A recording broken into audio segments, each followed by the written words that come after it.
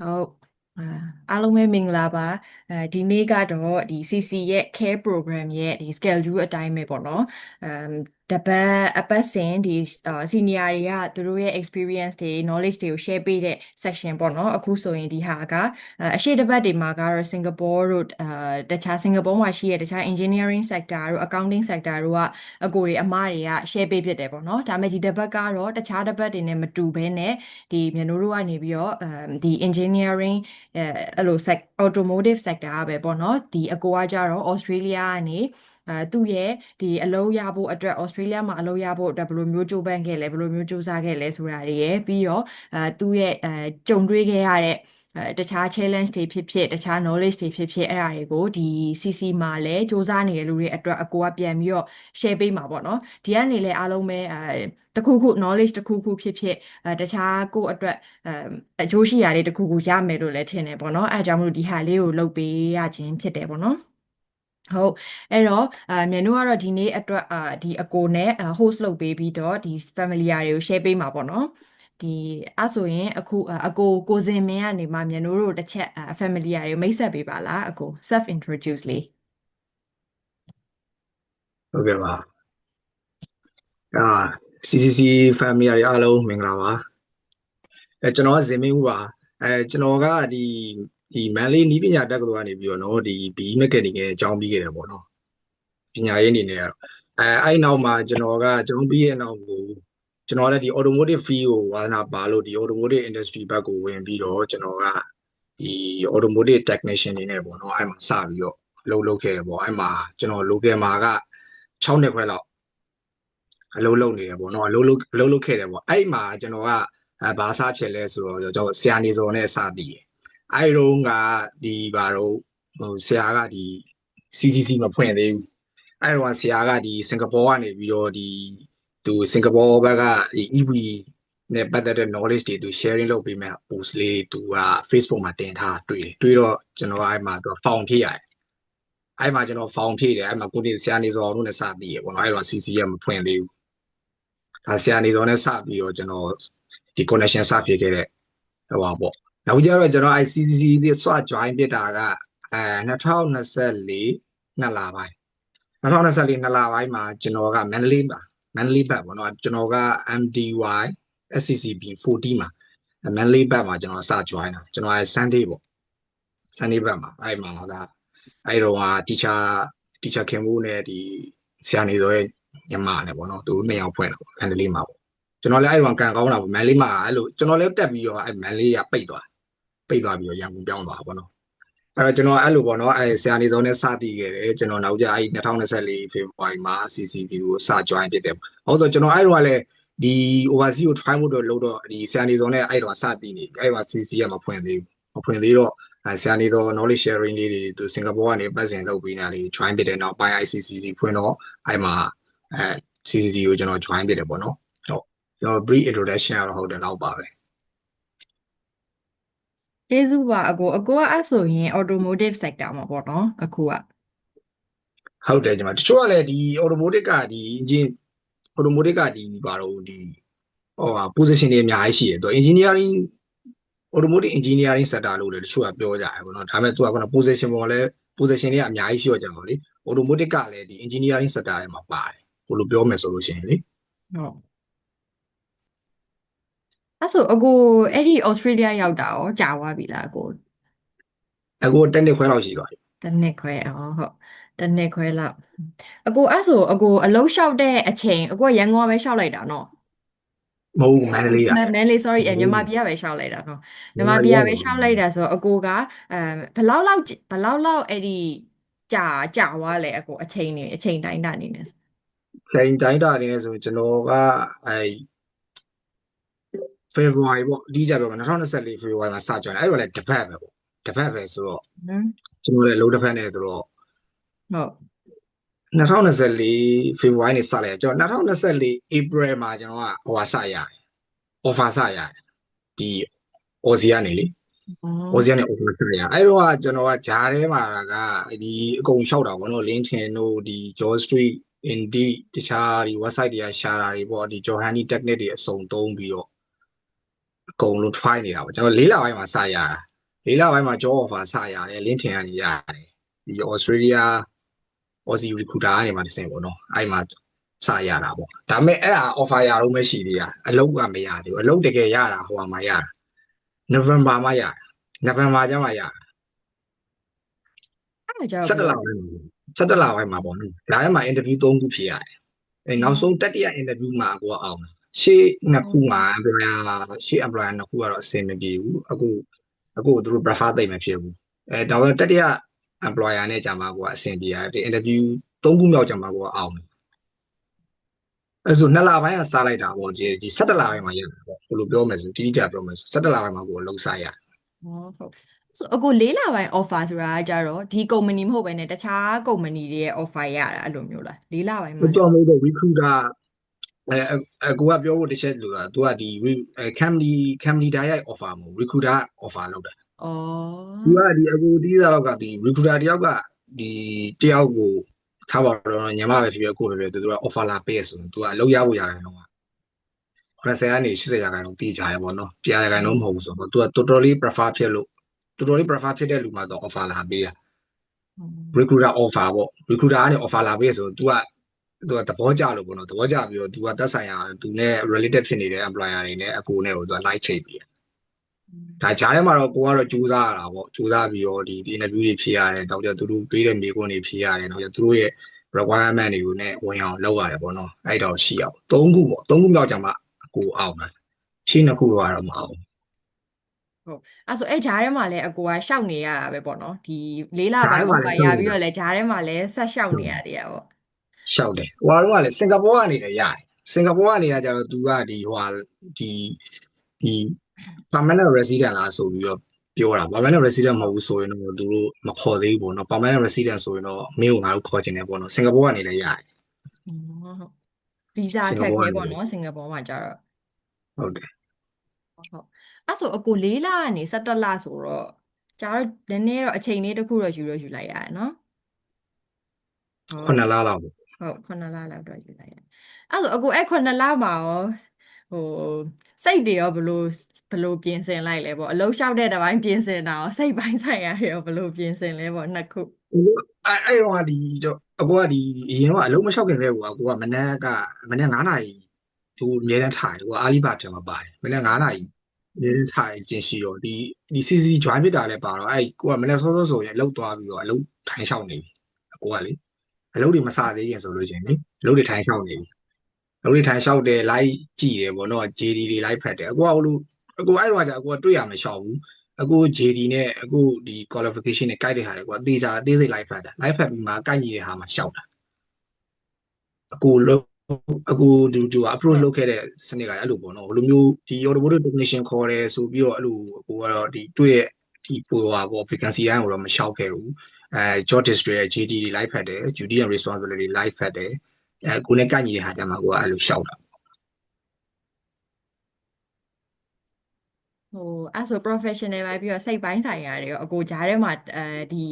အချိန်တစ်ခုကြာတဲ့အပေါ်မှာရောအဲ့လိုဆက်မလျှောက်ချင်တော့တာဒါမှမဟုတ် country ပြောင်းမယ်တို့အဲ့လိုမျိုးတွေရောရှိလားအဲအဲ့လိုတော့မရှိဘူးဒါပေမဲ့ဟိုလိုတော့ဖြီးရတာပါအဲ့ဂျားထဲမှာဆိုတာအဲ့ဂျားထဲမှာလည်းဒီပါတော့ automotive field ထဲမှာလည်းရတယ်ဟိုဒီကိုဒီဆန်နေစော်တို့ကအပတ်စဉ်တင်တယ်လေတင်တော့အဲ့မှာကြည့်ရပေါ့ဟိုသူများကြီးရသွားတယ်ပေါ့ငါမရသေးဘူးပေါ့စိတ်ထဲမှာအဲ့လိုပဲဖြစ်တယ်မဖြစ်သေးဘူးပဲဟိုဆက်မလျှောက်ချင်စိတ်တော့မရှိဘူးဘာများလိုအပ်နေလဲမသိဘူးပေါ့နော်အဲ့လိုပဲတွေးမိအောင်ကိုလေဘာလို့ဆိုဆန်နေစော်တို့ကလည်းတင်ပေးတာဟုတ်တင်ပြီးတော့ကြည့်တော့ automotive position တွေပါနေတယ်လေပါနေတာစင်ကာပူရသွားတယ်ဘယ်ရသွားဒူဘိုင်းရသွားတယ်အဲ့လိုမျိုးတွေပါနေရောကြဟိုသူများပြောရတော့ရသွားကြတယ်ပေါ့ရတော့ရသွားကြတယ်ငါလည်းမရသေးဘူးဘာလို့နေလဲမသိဘူးပေါ့ရှောက်တဲ့အချိန်ကွာလို့လားဘယ်လိုလဲပေါ့နော်အဲ့ resume တွေလည်းတေချာစစ်တယ်ပေါ့နော်အချိန်တွေလည်းအဲ့လိုမျိုးပေါ့ requirement တွေမှာလိုလား experience များမကြိုက်တာလားပေါ့အဲ့လိုပဲဖြစ်တာပါဘယ်လိုမျိုးဒီမလျှောက်ချင်တော့တဲ့စိတ်တော့မဖြစ်ဘူးမလျှောက်ချင်တော့တဲ့စိတ်တော့မဖြစ်ဘူးအဲ့လိုဟုတ်ဆိုဒီအကွာလည်းအဲ့ဘက်ကိုဟိုတော်တော်လေးစိတ်အားထက်တန်နေတာဟိုဒီဘက်မှာလည်း6နှစ်ခွဲလောက်ရှိနေပြီဆိုတော့ကြတော့ဟိုဒီဘက်ကိုပဲဒီအတွေ့အကြုံသစ်တွေနေပဲသစ်နီးပညာသစ်လူသစ်တွေနဲ့ပဲတွေ့ကျင်တော့တယ်ပေါ့အဲ့စိတ်ပဲထည့်ပြီးတော့ရှောက်လိုက်တာပေါ့အကိုကဟိုဖြစ်သွားတာလင်းထင်ကတော်တော်လေး ဟိုပြောတော်တော်လေးထိရောက်သွားတာပေါ့လင်းထင်ကိုစသုံးလိုက်တာလင်းထင်ကနေမှတစ်စင်ကိုကပို့ပြီးတော့အဆင်ပြေသွားတာပေါ့ကိုနဲ့ကလေဘာလို့ဆိုအဲ့မှာကြတော့ကိုယ့်ရဲ့ skills တွေဒီ performance တွေချပြလို့အကောင်းဆုံးကိုတို့ကကြတော့ automotive technician ဆိုတော့ maintenance လောက်ရတယ်ကိုယ့်ရဲ့ performance တွေနေ့စဉ် daily job တွေကိုအဲ့မှာတင်ရဆိုတော့အဲ့မှာ recruiter တွေမျက်စိကျပြီးတော့ကိုအဲ့လို offer ရတယ်လင်းထင်ကတော်တော်လေးအကျိုးပြုလိုက်တယ်ပေါ့နော်အကိုအတွက်လေဟုတ်အဲ့တော့လည်းစသုံးတော့ CCC မှာကလင်းထင်တိတ်သုံးတယ်လို့မရှိဘူး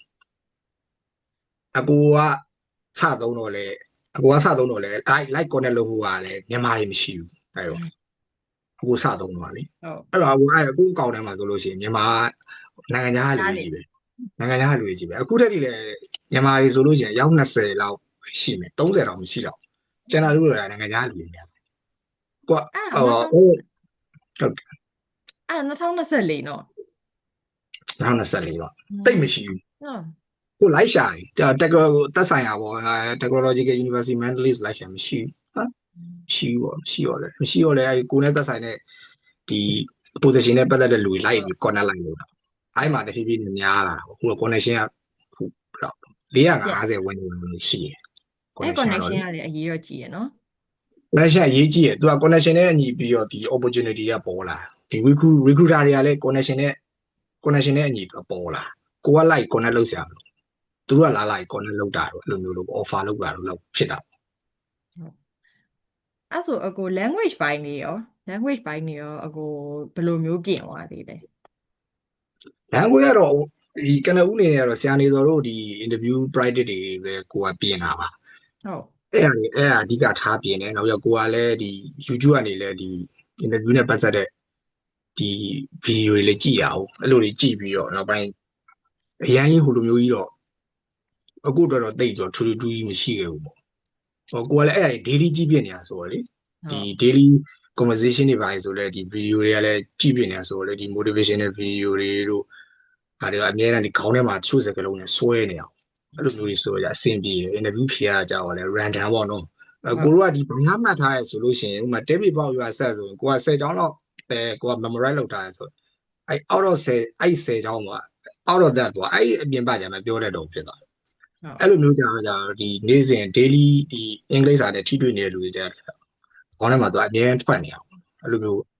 အခုအဲ့လိုကြီးကြည်ရများတော့ကြာကွာခေါင်းထဲမှာအလိုလျောက်ပေါ်လာ random ကြီးပြောတတ်သွားဘလို့ဘာမှကြက်ထားရဲဆိုရင်တော့မလို့ဘာလို့သူ employer တယောက်နဲ့တယောက်မေးတာရမတူဒါလေကိုကပြင်ဆင်သွားပြီမယ်သူကအဲ့ဒီဟာကြီးမေးချင်မှမေးရဆိုတော့တခါကြောက်လဲသူကဒီ general sensor မေးခွန်းတွေမေးတယ် technical မေးခွန်း general sensor လည်းမေးတယ် technical လည်းမေးတယ်တခြားတန်းဖြေရခက်တာတွေလည်းမေးတယ်ပေါ့နော်ဟုတ်အကိုအဲ့ဆိုကျေးဇူးပါဟောလေမြန်နိုးကတော့ဒီဟာ intro လေးပဲမေးပြရပါတော့တခြား detail လေးတွေဖြစ်ဘယ်လိုမျိုးလေးမေးတခြားအဲ့လိုပေါ့နော် family တွေတဲ့ကမေးချင်တဲ့ဟာလေးရှိရင်လည်းမေးလို့ရရနော်သိချင်တာလေးရှိရင်အကိုကိုမေးလို့ရရနော်ဟုတ်မေးချင်ပါတယ်မေးပါရှင်ဟာလေညီမအကွန်းနဲ့တော့ fee မတူဘူးပေါ့နော် saving နဲ့ပြီးထားတာပေါ့နော်အဲ့လောလောဆယ်လည်း drafter လုပ်နေတာ drafter ဘယ်လိုလုပ်နေလဲဆိုမြန်မာပြည်ကနေပဲဒီ Singapore project တကူကိုလုပ်နေတာပေါ့ရတာကတော့ဒီမြန်မာပြည်ကဟိုဆရာတယောက်ကခန့်ပေးလိုက်တာလောက်ကဟိုဘက် project ပေါ့နော် work from home drafter ရ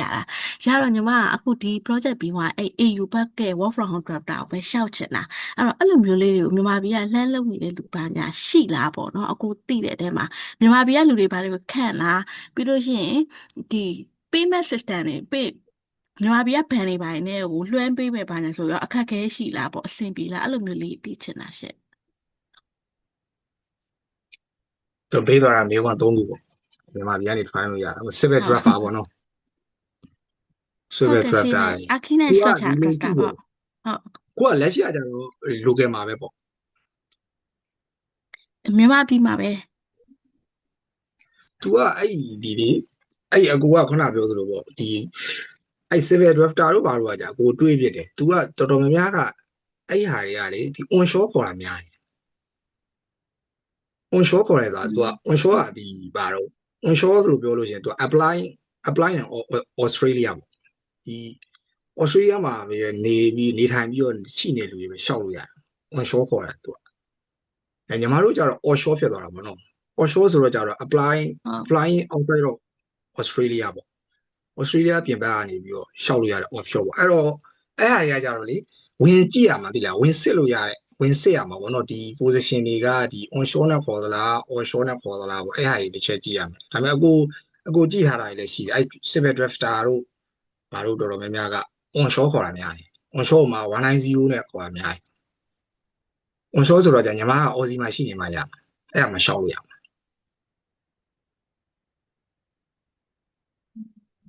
ညီမလောလောဆယ်တော့မသွားနိုင်သေးတော့လေဒီကပဲအဲ့လိုရချင်တာပေါ့ ဟုတ်တယ် ဟုတ် ဟိုနားလေတယ်သူက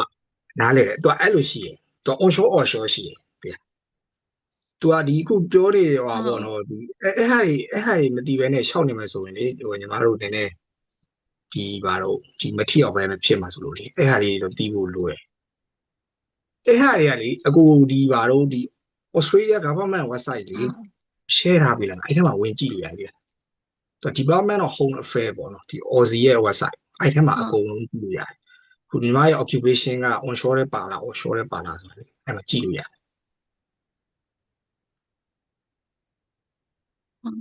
ရမူအဲ့ဟာခေါ်တာနည်းနည်းတော့တွေ့တယ်ညီမလည်းရှောက်တော့မရှောက်ဖြစ်သေးပါဘူးလိုက်ကြည့်ထားတာနဲတော့နဲတယ်ပေါ့သူတို့ရှိမှရှိနေတော့ပို့အဆင်ပြေတယ် ဟုတ်တယ်သူကဒီ offshore ခေါ်တာတွေတော်များများက sponsorship နဲ့ခေါ်တာတွေများတယ်ကိုဗီဇာကိုသွားဒီ Secret 42ပေါ့ခုကတော့သူကပြောင်းသွားပြီ SID ဆိုပြီးတော့ဖြစ်သွားပြီ skill in demand ဆိုပြီးတော့လေဒီ offshore ခေါ်တဲ့ဟာတွေတော်တော်များများက sponsorship တွေများတယ်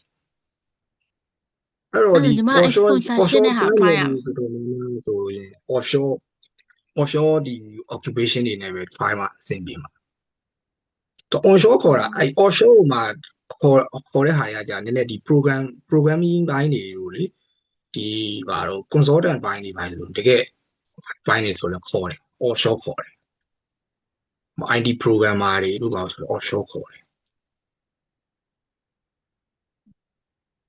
တကယ်လို့ရခဲ့ရင်လည်းလေဒီမြန်မာပြည်တွေပါလေကိုလေဒီဟိုဟာ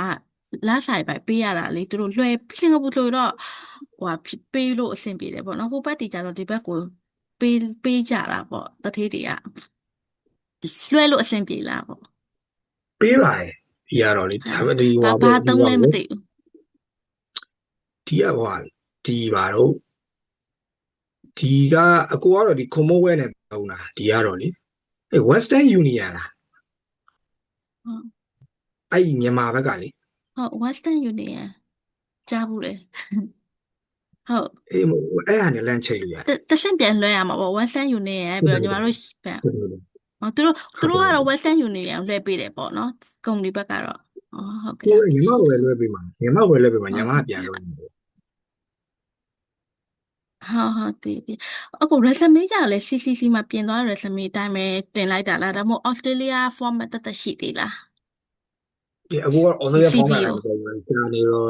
ဆန်နေတော့ပေးတဲ့ format တိုင်းပဲကိုကလုပ်လိုက် အဲ့သူ LinkedIn မှာပဲအကွာရှောက်ရင်းနဲ့ရသွားတာနော် LinkedIn မှာလည်းရှောက်တာကိုအကုန်လိုက်ရှောက်တာအကုန်လိုက်ရှောက်ပြီး LinkedIn မှာကိုက offer ရတာကိုကရှောက်လို့ရတာမဟုတ်ဒါပေမဲ့ LinkedIn မှာလည်းရှောက်တယ်ပေါ့နော်ဒါပေမဲ့ကိုရှောက်တဲ့ဟာတွေကမရဘူးဒါပေမဲ့ကို offer ရပြီးတော့ဇင်းဒီမှာလုံးချင်လားဆိုပြီးတော့သူကသဘောကျလို့ sponsor ပေးရပါ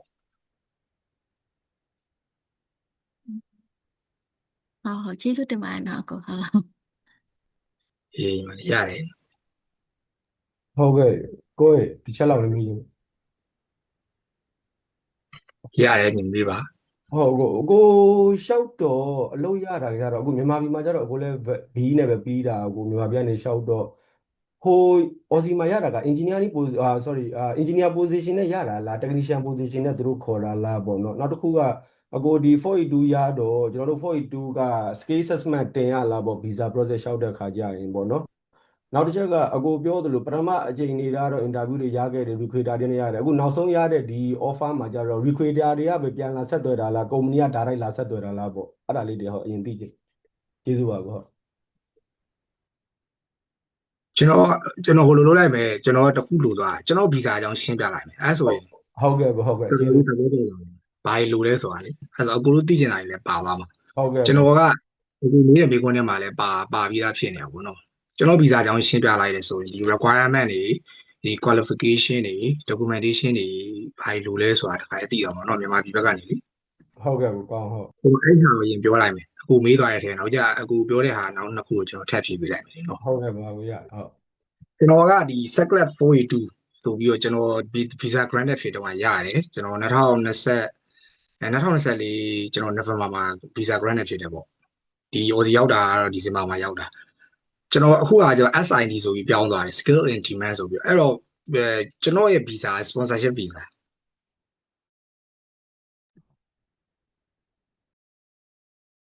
ပေါ်လာပေးမယ်ဒီကျွန်တော် visa ရဖို့အတွက်ဆိုလို့ရှိရင်ကျွန်တော်ကို sponsor ပေးမယ်လူတယောက်employer လိုရပေါ့နော် employer sponsor ပေးရမယ် visa fee တွေလည်း employer ပေးရမယ် recruiter fee တွေလည်း employer ပေးရမယ်ဒီ government နဲ့ပတ်သက်တဲ့ fee တွေလည်း employer ပေးရတယ်ဒီအောင်ကြောင့် transportation fee တွေလည်း employer ပေးရတယ်ဒါကနဦးပေါ့နော်အခု visa ကြောင့်ပြပြအခုထိလည်းအဲ့အရာရမှန်တယ်နော်ဘာလို့ဆိုသူ scan ညီတို့ဒီ scan တွေနဲ့တွေ့မှာဆိုလို့လေဒီကပေးပြမလို့ဘာမှပေးပြမလို့ပေါ့နော်နောက်တစ်ခုကကြတော့ဒီ requirement တွေ education တွေဒီ requirement တွေနဲ့ကြတော့ तू ကသက်ဆိုင်ရာ related fee မှာ तू သတ်မှတ်တာကတော့2နှစ်လို့ပြောတယ်2နှစ်လို့ပြောတယ်ဒါပေမဲ့ तू တို့တကယ်တမ်း prefer ဖြစ်တာက4နှစ်သို့မဟုတ်5နှစ်အဲ့လောက်မှ तू prefer ဖြစ်တာဘာလို့ဆိုတော့ तू ကဒီမှာဆိုလို့ရှိရင်ကိုတို့ဒီ automotive industry မှာ तू က4နှစ်အောက်ဆိုလို့ရှိရင် तू apprentice လို့သတ်မှတ်တာဒီကလေ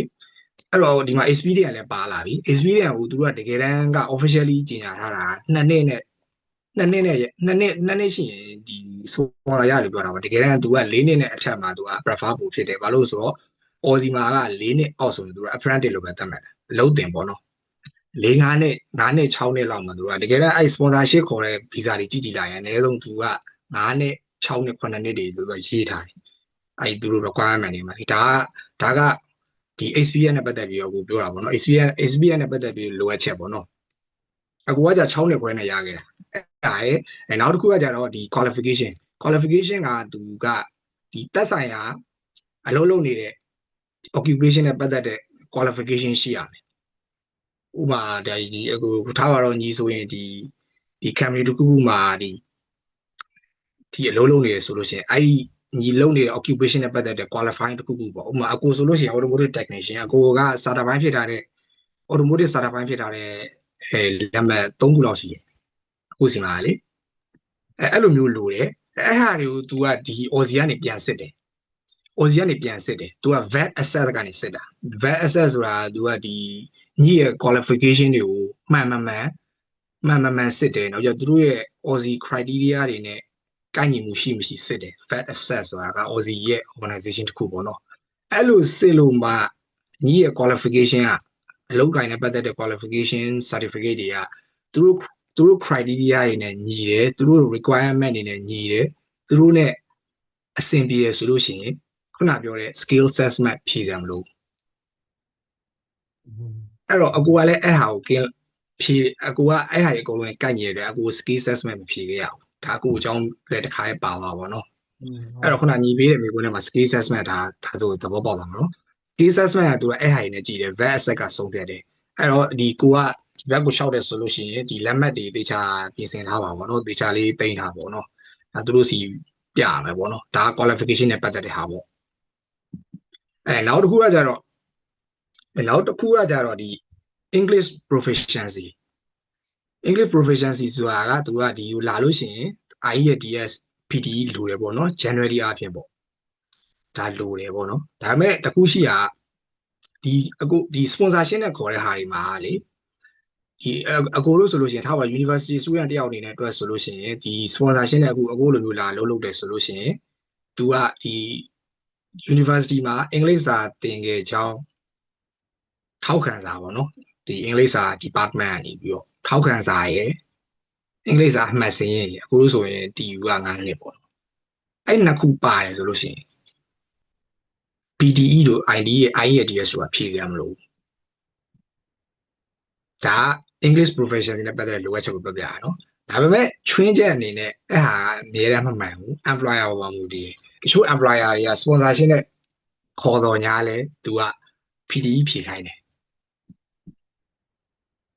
သူကဒီမှာက IELTS သိမဖြေဘူးဒီက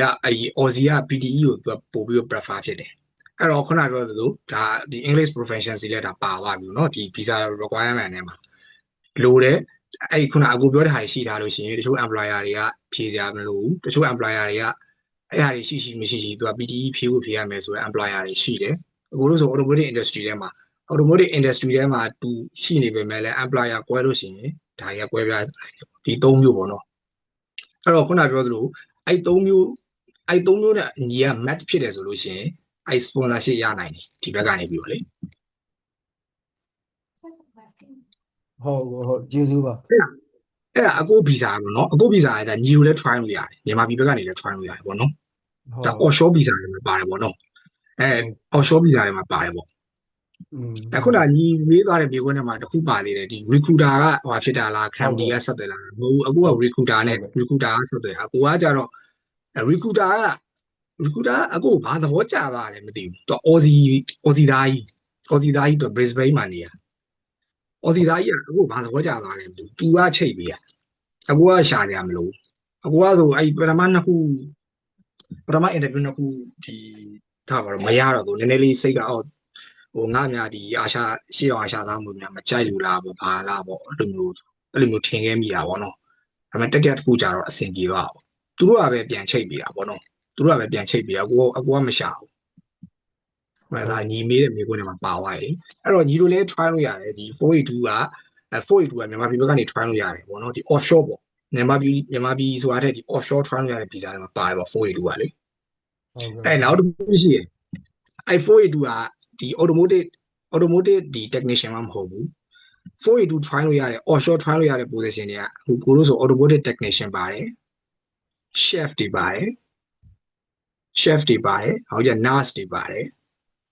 နောက်တစ်ခုကဒီ age care တွေပါတယ်ပေါ့နော်အဲ့ဟာတွေ try လို့ရတယ်ဟောကြ mining နဲ့ပတ်သက်တဲ့ mining worker တွေ try လို့ရတယ်အဲ့၅မျိုး try လို့ရတယ်ဒီမြန်မာပြည်ဘက်ကနေ try မယ်ဆိုလို့ရှိရင် offshore ပေါ့အဲ့အခုဗီဇာနဲ့လေဒါတခါတည်းအကိုကဒီထပ်ဆောင်ပြောပြရပါတော့ try နေတယ်လို့ရှိလို့ရှိရင်လေဟုတ်ခုနအကိုပြောသလိုပေါ့နော်အကိုကဒီ offer ရပြီးတော့ဒီ VSS ကနေကို့မှာရှိတဲ့ certificate တွေမှန်ကြောင်းနဲ့လုပ်သက်တွေမှန်ကြောင်းကို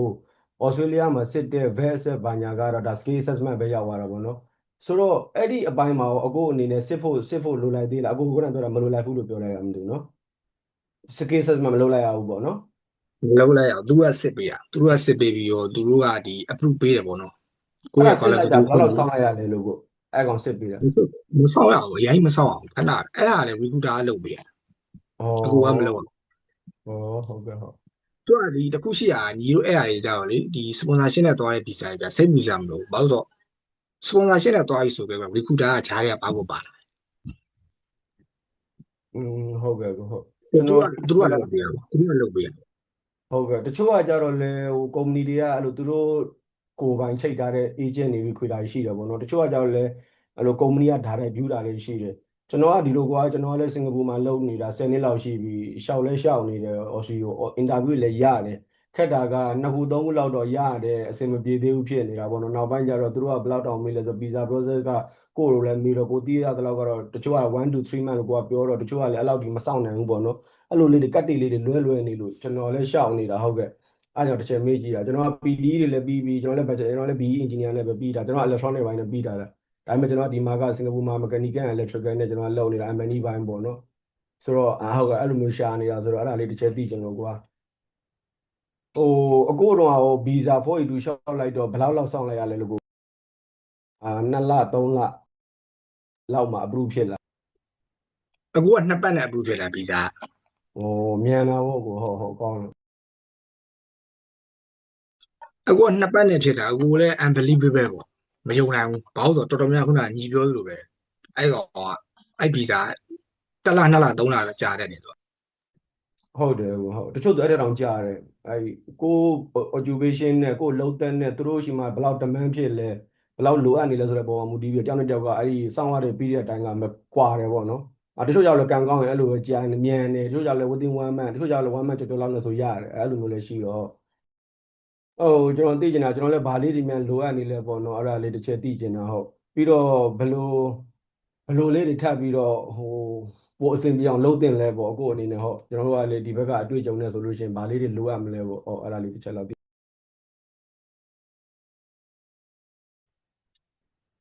ခုနအကိုပြောသလိုပေါ့ခုနပထမဆုံးညီမလေးမေးသလို civil drafter လားမေးသလိုပေါ့အဲ့လိုပေါ့ तू ကဒီမြန်မာပြည်ဘက်ကနေရှောက်နေတော့ညာတယ်ဒီဘက်ကအခြေအနေတို့တစ်ချက်သိရှောက်နေတဲ့ရှင်းက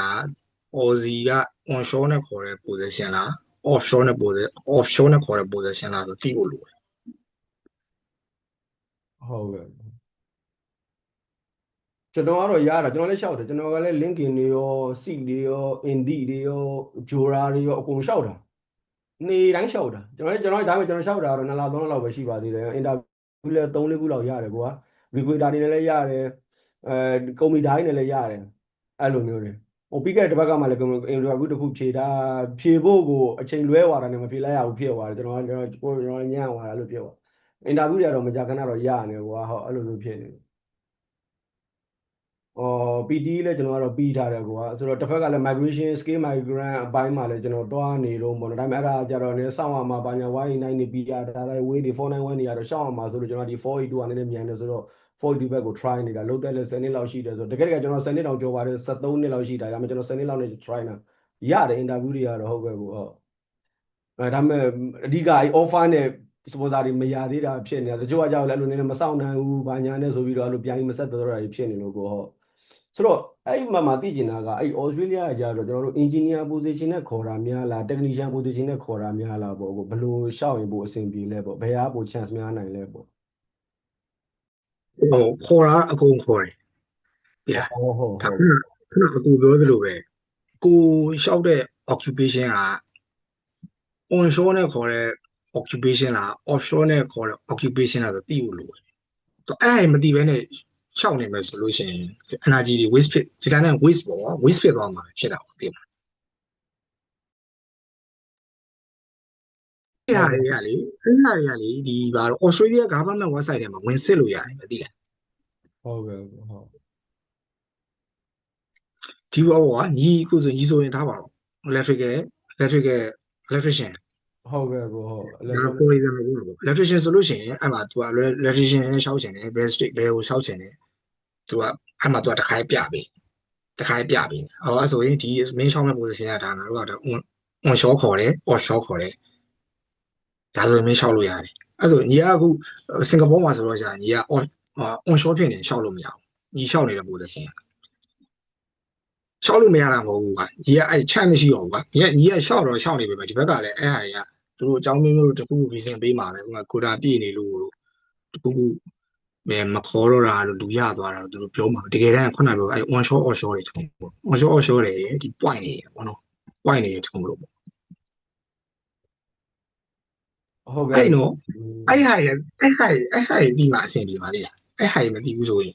အဲ့ဟာတွေမသိဘူးဆိုလို့ရှိရင်ဒီတိုင်းပဲဒီ waste ဖြစ်သွားမှာမရှိရပါဘောနော်ခုနအကူပြောသလိုပဲဒီကိုရှောက်တဲ့ occupation က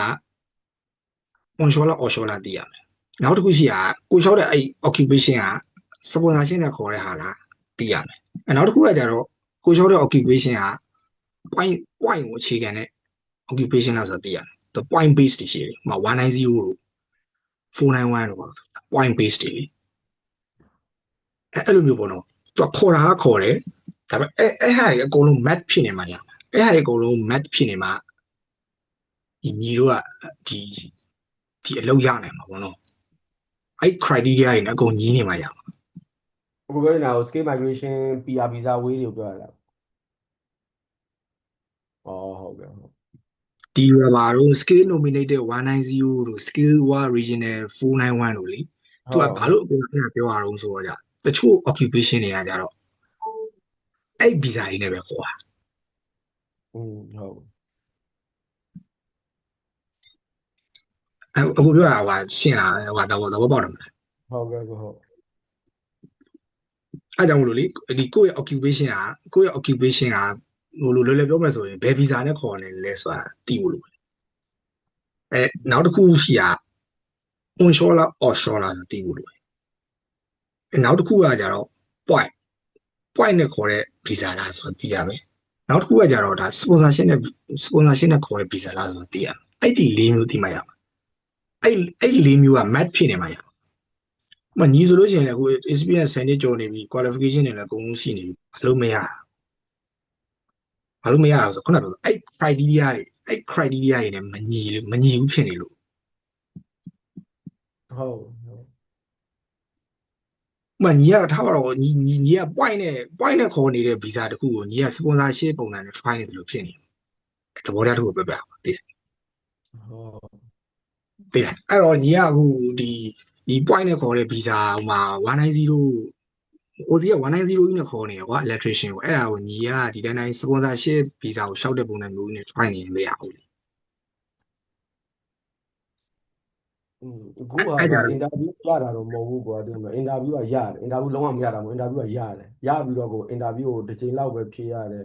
အဲ့လိုမျိုးပေါ့ interview ရတယ်ရပြီးတော့ကိုတစ်ချိန်လောက်ဖြေပြီးလို့ရှိရင်အဲ့ဖြေတဲ့အချိန်မှာလည်းသူတို့ visa process လောက်ကိုလည်းပါမေးပြီးတော့နည်းကြာမယ်ဆိုတော့EUR တာတို့တချို့ company ကြတော့အခုမှ visa သူတို့ company က visa sponsorship ကိုအခုမှစပြီးတော့ run တဲ့ company ဖြစ်တော့သူတို့လည်းဟို strange ဖြစ်တာလည်းပါမှာပေါ့နော်အဲ့ခက်ခဲဖြစ်နေတာလည်းတိတ်သူတို့လည်းမကျွမ်းကျင်တဲ့အပိုင်းနဲ့အဲ့လိုလည်းပါမယ်တခါကြောက်လည်းတချို့ကြောက်လည်းကိုယ့်ကိုရိုင်း prefer မဖြစ်သေးတာလည်းပါမယ်ပေါ့နော်ဒါကျွန်တော်အထင်ပေါ့ဟုတ်ကဲ့အဲ့လိုထင်တာပေါ့ဟုတ်တကယ် visa ရလို့ offer ရမယ် contract ရမယ်ဆိုလို့ရှိရင်တော့ visa way process လျှောက်တာတော့သူတို့ sponsor ပေးတယ်ဆိုရင်တော့ဘယ်တော့မှမကြောက်ဘူးပေါ့နောက်တစ်ခုက sponsor ပေးတဲ့ company တွေကိုသူတို့ဒီ sponsor ကြီးကတော့ကိုယ့်အကို applicant ပဲပေးရတာလား visa ရေးကကိုယ့်အကို applicant ပေးရတာလား company ကပေးလားဒါမှမဟုတ် depends on company လားမသိဘူးမပေးရအောင်အဲ့ sponsor နဲ့ခေါ်တဲ့ဟာတွေတော့များ company ကပေးတာ ဟုတ်ကဲ့ဟုတ်ဟုတ်ညက်ပြီးမှာဆိုလို့တချို့ scam တွေကကြတော့ဒီ visa fee ဘယ်လောက်ပြင်ပေးရမယ်လို့ပေါ့အဲ့တော့မလို့အဲ့ scam တွေဒီ OC ကခေါ်တဲ့ sponsor တွေကလုံးဝမပေးအောင် ဟုတ်ကဲ့လုံးဝမပေးအောင် transportation fee လည်းပေးတယ်အကုန်ပေးတယ်ညီကအตาလေးလာလိုက်ရုံပဲဒီဘာမှမလုပ်လောလောဆယ်ကတော့ဒီ transportation fee ကတော့ညီတို့ထားပါတော့မြန်မာပြည်ဘက်ကနေလာတယ်ဆိုလို့ရှိရင်တော့ကိုယ့်ဘာသာကိုရင်စိုက်ပြီးတော့ပေးထားပါသူကဒီရောက်မှပြန်ပြီးတော့ညီပြန်ပေးအောင်ကျွန်တော်အရင်ဆုံးဟုတ်ကဲ့အရင်ဆုံးစရတော့ company နှစ်ခုဆိုဖုန်းနဲ့လန့်ခေါ်တယ်ဖုန်းနဲ့လန့်ခေါ်ပြီးတော့ဖုန်းနဲ့လန့်ခေါ်ပြီးတော့သူတို့ကဘာပြောလဲဆိုတော့ဟိုဟာAussie တဲ့ကို visit နဲ့လာခဲ့ပါတဲ့လာခဲ့ပြီးလို့ရှိရင်သူတို့အရင် face to face view ကျင်တယ်ပေါ့နော် view ပြီးကမှသူကြိုက်တယ်ဆက်ခံမှာမကြိုက်မခံဆိုခက်တာကကိုတရားမြန်မာ passport က visit ကဘလို့မှမရနိုင်ဘူးလက်ရှိကာလအခြေအနေနဲ့ကြတော့အဲ့ဒါလည်းသူတို့ကိုလည်း email နဲ့ကောင်းကောင်းအကြောင်းပြန်တယ်ပေါ့နော်ဒီပုံမှန်ငါတို့သွားနေတဲ့ way ကတော့ online ကနေပဲ interview တယ်အဲ့ဒီပုံမှာမင်းတို့ကြိုက်ရင်မကြိုက်ပုံမှာမူတည်ပြီးတော့ပဲငါတို့ရတယ်ဆိုရင်ဒီ 4U visa နဲ့မှငါတို့ကလာလို့ရမှာဆိုတော့ရှင်းပြတယ်ပြန်မဆက်တော့ဘူးအဲ့လိုမျိုးတွေတော်တော်များများ company ကတော့သူတို့ကြိုက်တယ်ဆိုရင်တော့ကျွန်တော်ဖုန်းနဲ့ direct line ခေါ်တယ်ပြီး company တကယ်ဟုတ်မဟုတ်ကိုကျွန်တော် Google မှာစစ်တယ်လိုက်ရှာတယ် link တွေမှာလိုက်ရှာတယ်တကယ်ရှိတယ်ဆိုမှကျွန်တော်ဆက်သွားတယ်ပေါ့နော်အဲ့လိုမျိုးသွားတာဟုတ်ကဲ့အဲ့လိုမျိုးတွေရှိလို့ဟိုအတိအကိုဒီအလုံးကဟုတ်ပြောပြော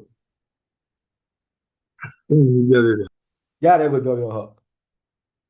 အဲ့အကူပြောတာအဲ့လားပဲလေဒီတခြားလူတွေရောပါနေတာဆိုတော့လေအကူပြောတဲ့ onshore offshore ဆိုတာအဲ့လားညီတို့ဒီ basic visa နဲ့ခေါ်ရဲဆိုတာညီက basic visa နဲ့ဒီရောက်တယ်ဆိုညီက onshore ဖြစ်သွားတ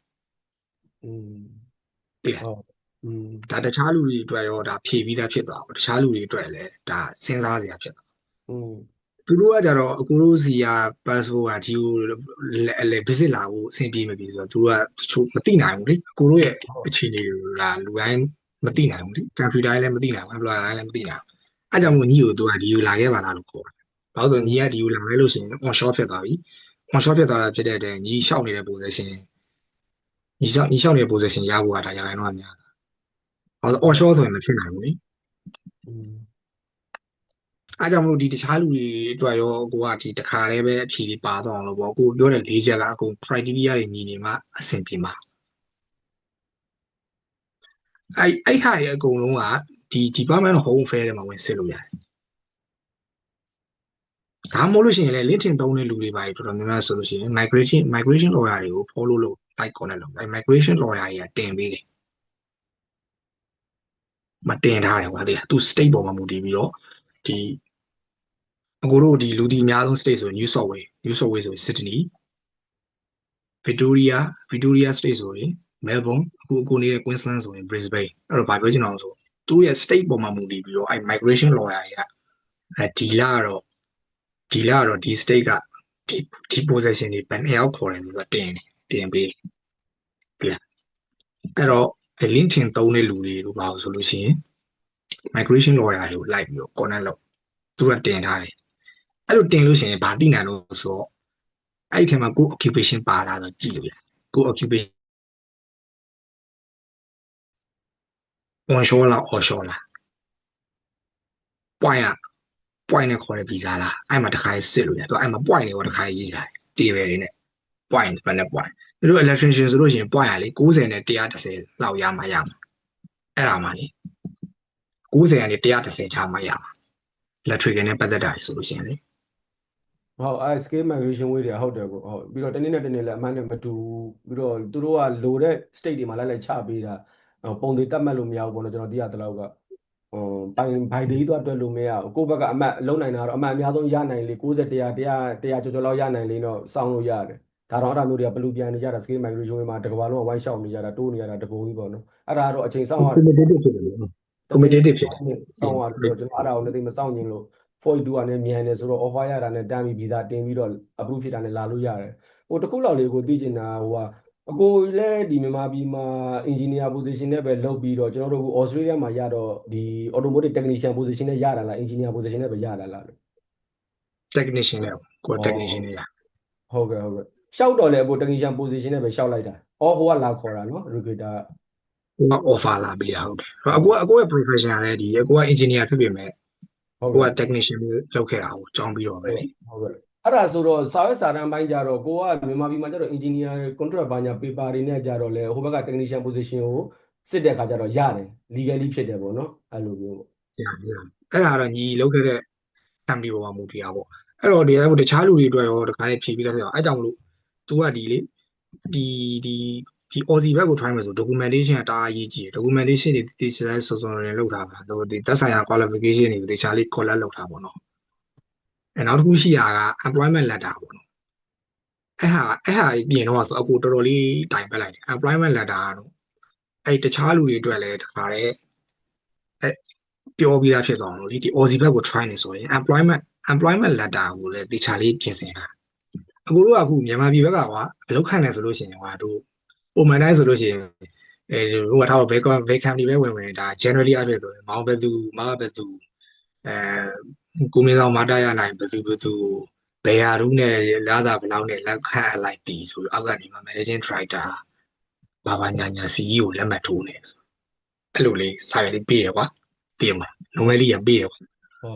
အဲ့လိုနဲ့မရဘူးအော်စီကအဲ့လိုနဲ့မရအော်စီအဲ့တော့အော်စီကို try နေလူတွေကိုကိုအကြံပေးလို့တာသူတို့ format အတိုင်းပေါ့ employment letter ရေးရအကူကအဲ့တော့ဆိုလို့ကိုယ့်ဘာသာကို own creation လုပ်ပြီးတော့သူတို့ format ထဲဝင်အောင်လုပ်ပြီးတော့ A4 နှစ်မျက်နှာသွားတယ် A4 နှစ်မျက်နှာလောက်ရှိတယ် A4 နှစ်မျက်နှာလောက်ရှိ employment letter နှစ်မျက်နှာလို့ပြင်မှသူကလက်ခံအဲ့အကူခုနပြောတဲ့အကူရွတ်ပြတဲ့အတိုင်းပြီးတယ်ဆိုရင်လက်မခံသူတို့ format နဲ့မညီလို့အဲ့အစစ်ကြီးနော်အစစ်နော် employer တစ်စိတ်တုံးနေပါတယ်လက်မှတ်ထိုး CEO ရဲ့လက်မှတ်ထိုးပါတယ်အဲ့တော့ပြောချင်တာကဒီ Aussie ဘက်ကို try နေတဲ့လူတွေဆိုလို့ရှိရင် employment letter ဆိုလို့ရှိရင်ခုနပြောတဲ့အကူပြောတဲ့စာရွက်လေးတိုင်းတော့မရဘူးဒီဘောင်ဘသူမဘသူကိုမင်းဆောင်မတရနိုင်ဘသူကိုလာတာဘယ်လောက်ရာထူးဘယ်လောက်နဲ့လောက်ခန့်အပ်လိုက်သည်ဆိုပြီးတော့အဲ့လောက်လေးနဲ့မရဘူးဟိုအချိန်နေအနနာကြီးလောက်လဲလာစားဘယ်လောက်ရှိလဲဘယ်လို position နဲ့လောက်လဲဆိုတော့ job description တွေပါ detail ပေါ့နော်အဲ့လိုဟာမျိုးလေးဟုတ်တယ် job description တွေပါ detail အကုန်ရေးရတာဟုတ်ကဲ့အဲ့ဟာလေးကိုကျွန်တော်အဲ့ဟာလေးတော့ကျွန်တော်ဒီထပ်ဆောင်လေးပြောချင်တယ်ပေါ့နော်တခြားလူတွေအတွက်လည်းတကယ်ပြင်ဆင်နေတယ်ဆိုလို့ရှိရင်ပေါ့နော်ဘယ်ဗီဇာနဲ့ပဲပြင်ဘယ်ဟာနဲ့ပဲပြင်ကိုကဒီကိုလာဖို့အတွက်အားခဲထားရဆိုလို့ရှိရင်အဲ့ employment letter လေးကိုတည်တည်ချာလေးပြင်ဆင်ထားပါတော့သူတို့အဲ့ဟာလည်းတည်တည်ချာစစ်တယ်နော်သူတို့မကြိုက်မချင်းပြင်ခိုင်းတာအကူဆိုအဲ့ဟာလောက်တာသူအဲ့ဟာလောက်တာတော်တော်လေးကြာသွားတယ်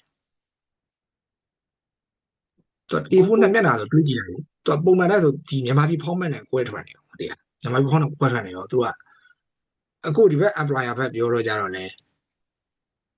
ဒါမင်းကိုငါတို့က employment letter ပေးပြီးသားလေလို့ထုတ်မပေးရင်တော့ဘောသူတို့ကအခုတို့မြန်မာ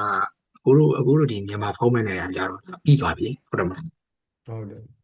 နည်းနည်းလေးပြောရခက်တယ်ကွာအဲ့လိုအခြေအနေကြုံခဲ့ရတယ် အဲ့ဒါဘယ်လိုလေးလုပ်လိုက်လဲလို့ အဲ့ဒါအကိုတို့အကိုတွင်နေတဲ့ဒီနေ့လေးဟိုပါဗောဒီလေးလေးနက်နက်လေးပြောရတာဗောသူတို့ format နဲ့မညီလို့ပါဗောကျွန်တော်ကျေးဇူးပြုပြီးတော့သူတို့ format လေးအတိုင်းပဲလုပ်ပေးလို့ရတယ် อืม အကိုကတော့အခုပါဆိုကို own creation လုပ်လိုက်တယ်ဒီသူတို့ format နဲ့အကိုကတော့ဒီ Google ကနေရှာလိုက်တာဗောနော် Aussie employment letter format ဆိုပြီးရှာလိုက်တယ်သူအဲ့လိုမျိုးအနည်းဆုံးသူကတစ်မျက်နှာအများဆုံးသူက2မျက်နှာလောက်ရှိတယ်အခုဒီ Aussie မှာရတဲ့ဒီ employment letter ဆို4မျက်နှာရှိတယ်အခုအကိုလက်ရှိလုပ်နေတဲ့ employer ပေးတယ်အကိုကိုလောက်ခန့်အဲ့လောက်ကြောင်းပေးတဲ့စာလေး A4 စာမျက်နှာ4မျက်နှာရှိတယ်အဲ့လိုပေါ့အဲ့ဟာလေးတော့သိချပြင်ထားအောင်နော်ဒီလာဆိုလို့ရှိရင်လေ အဲ့ဒီဟုတ်ကဲ့အဲ့ document လေးတွေကကို recruiter နဲ့ offer ပြီးတာနဲ့ပြင်ဆင်ရတာလား company နဲ့ offer ရပြီ contract ရပြီဆိုတော့မှစပြင်ဆင်ရတာလား visa process အတွက်အဲ့ document တွေကို အဲ့ စ တော့ နောက်တစ်ခုကအဲ့ ဒီ document ပြီးတဲ့အချိန်မှာအခု B bachelor ဘွဲ့ degree လက်မှတ် certificate ကိုပါတင်ပေးလိုက်တာလားကို အကုန်လုံးပဲညီသူကဒီဒီ documentation process တွေကဒီ interview pass ဖြစ်သွားပြီးတော့ချက်ချင်းလာတာဟောတော့ညီ interview pass ဖြစ်သွားပြီဆိုတော့ကြတော့ဒီ visa ရဲ့စရှောက်ပါပြီလေ ဟုတ်ကဲ့ဟုတ် visa စရှောက်ပါပြီဆိုတော့ခုနပြောလို့ဘွဲလက်မှတ်တွေလိုတယ်ဘွဲလက်မှတ်တွေဒီသက်ဆိုင်ရာဒီ FEMA qualification လက်မှတ်တွေအင်္ဂလိပ်စာလက်မှတ်တွေအင်္ဂလိပ်စာအမှတ်စဉ်ရင်းတွေခုနပြောတဲ့ employment letter တွေနောက်ကြ salary pay slip တွေလိုတယ် salary pay slip နောက်ကြ police clearance ဒီလိုပဲပေါ့နော်။နောက်ကန်လာပါညာပေါ့နော်။အဲ့ဟာတွေပေါ့ အခု interview နောက်ဆုံးတစ်ခုကိုအောင်တဲ့လက်ရှိ company မှာ interview ဘယ်နှစ်ခါဘယ်နှစ်ကြိမ်လောက်သွားရလဲတစ်ကြိမ်နဲ့ပြီးသွားလားနှစ်ကြိမ်သုံးကြိမ်လောက်ဖြေလိုက်ရလားအခုရတဲ့ ။ company နှစ်ကြိမ်ဖြေရတယ်။ပထမတစ်ကြိမ်ဖြေရတော့ HR မကြိုက်ဘူးဖြစ်နေ ဩဟုတ်ကဲ့အဲ့ဒါကိုဒုတိယတစ်ကြိမ်ထပ်ရတာလား ။ဒုတိယတစ်ကြိမ်ထပ်ဖြေရ။ထပ်ရတာမို့သူကပထမတစ်ကြိမ်ပြိတ်မကြိုက်သေးဘူးပေါ့။သူ့ကိုမေးချင်တာလေးရှိနေတယ်ပေါ့။သူတို့ချင်းပြောနေကြတာ။အဲ့ဆိုလည်းမနေ့ပြန်ပြောမယ်ဆိုပြီးတော့ဒီနေ့လောက်ပြောရဲဆိုတိတ်ပြီးတော့နောက်နေ့ထပ်ယူတာပေါ့ ဩဟုတ်ကဲ့ဟုတ်ကျေးဇူးပါဟုတ်ကဲ့တခြားလူတွေလည်းမေးချင်အောင်မယ် sorry ပါဟုတ်ကဲ့ကျေးဇူးပါ ။ရတယ်ဒီမေးသွားတဲ့အထဲမှာလည်းဒီဟိုဟာတချို့တခြားလူတွေအတွက်တည်တည်နေနေပါတာပေါ့နော်။တခါတည်းပြည့်စုံဖြစ်သွား ဟုတ်ကဲ့ ။ ဟုတ် ရ ကဲ့ တယ် ဟုတ်ကဲ့ ကျွန်တော်တို့လေးစံသမားကြီးလည်းမင်းတို့ပြပါအောင်ဗျာဟုတ်ဟိုကိုကျန်နိုင်တဲ့အရင်မေးလိုက်ပါလားဗျာ ဟုတ်ကဲ့ပါကိုဟုတ်ကိုကလေးကျွန်တော်တခုသိချင်တာကအခုကကိုရဲ့ဒီကနေကျွန်တော်တို့လျှောက်တာအင်တာဗျူးလေးတော့ရတယ်ပေါ့နော်ဒါပေမဲ့သူတို့က visa sponsorship တွေအဆင်မပြေလို့ဟာဆိုပြီး cancel ပေးသွားတာများလို့ကိုအဲ့ဒါစောနာအကိုပြောလို့ပဲပေါ့နော် visa point တွေပိုင်းညာပတ်သက်မှုရှိမလားလို့နောက်တစ်ခုကကိုတော့ဒီ safety ဘိုင်းကြတော့လေကျွန်တော်အခု safety ဘိုင်းနဲ့စူးစမ်းနေတာဆိုတော့ဒီဘိုင်းကြတော့ဒီ mining အောက်ကနေပြီးတော့ဝင်မယ်ဆိုရင် set class 482နဲ့အဆင်ပြေလားပေါ့နော်အဲ့ဒီတစ်ချက်တော့သိချင်လို့ပါ အဲ့ပထမဆုံးအနေနဲ့ညီပြောတဲ့နေရာမှာဗီဇာအဆင်ပြေဘူးဆိုတာကညီကဘာ position နဲ့လျှောက်ရအောင် ကျွန်တော် safety engineer ဘိုင်းနဲ့ find တာပါကို အဲ့အကြောင်းဖြစ်မယ်သူကဒီက engineer တွေတော်တော်များများညီ onshore ခေါ်တယ် ဟုတ် ညီ ကဲ့ offshore ဖြစ်နေတာအဲ့ကြောင့်မို့သူကသူကဒီ employer တွေကတယောက်နဲ့တယောက် reason ပေးရမတူဘူးတချို့ကြောင့်လည်း quota ပြည့်နေလို့တချို့ကြောင့်လည်းဗီဇာအဆင်မပြေလို့ reason ပေးရမလို့တကယ်တမ်းကသူတို့ကဒီဘယ်လို detail ကြမပြောတာညီက offshore ဖြစ်နေလို့အဲ့ position က onshore ခေါ်တာများတယ် ဟုတ်ကဲ့ အဲ့အကြောင်းမို့လို့လေအကူပြောသွားရလေအဲ့ကြောင့်ကိုချောက်နေတဲ့ position က onshore လား offshore လားသိဖို့လိုပဲအဲ့ကြောင့်ကိုကအငင်းခံရကြစိတ်ထဲမှာငါပဲ perfect မဖြစ်သေးလို့လားတကယ်တမ်းမဟုတ်ဘူးသူတို့အဲ့ခုနကအကူပြောတဲ့ criteria တွေနဲ့ match မဖြစ်လို့ ဟုတ်ကဲ့ ညီ try မယ်ဆိုရင်482နဲ့ try မယ်ဆိုဖြစ်နိုင်တယ်482က offshore ခေါ်တယ် ဟုတ်ကဲ့ သူက SID ဖြစ်သွားပြီနော်ကိုက skill in demand ဖြစ်သွားပြီအဲ့482ကနာမည်ပြောင်းတယ်နာမည်ပြောင်းတယ်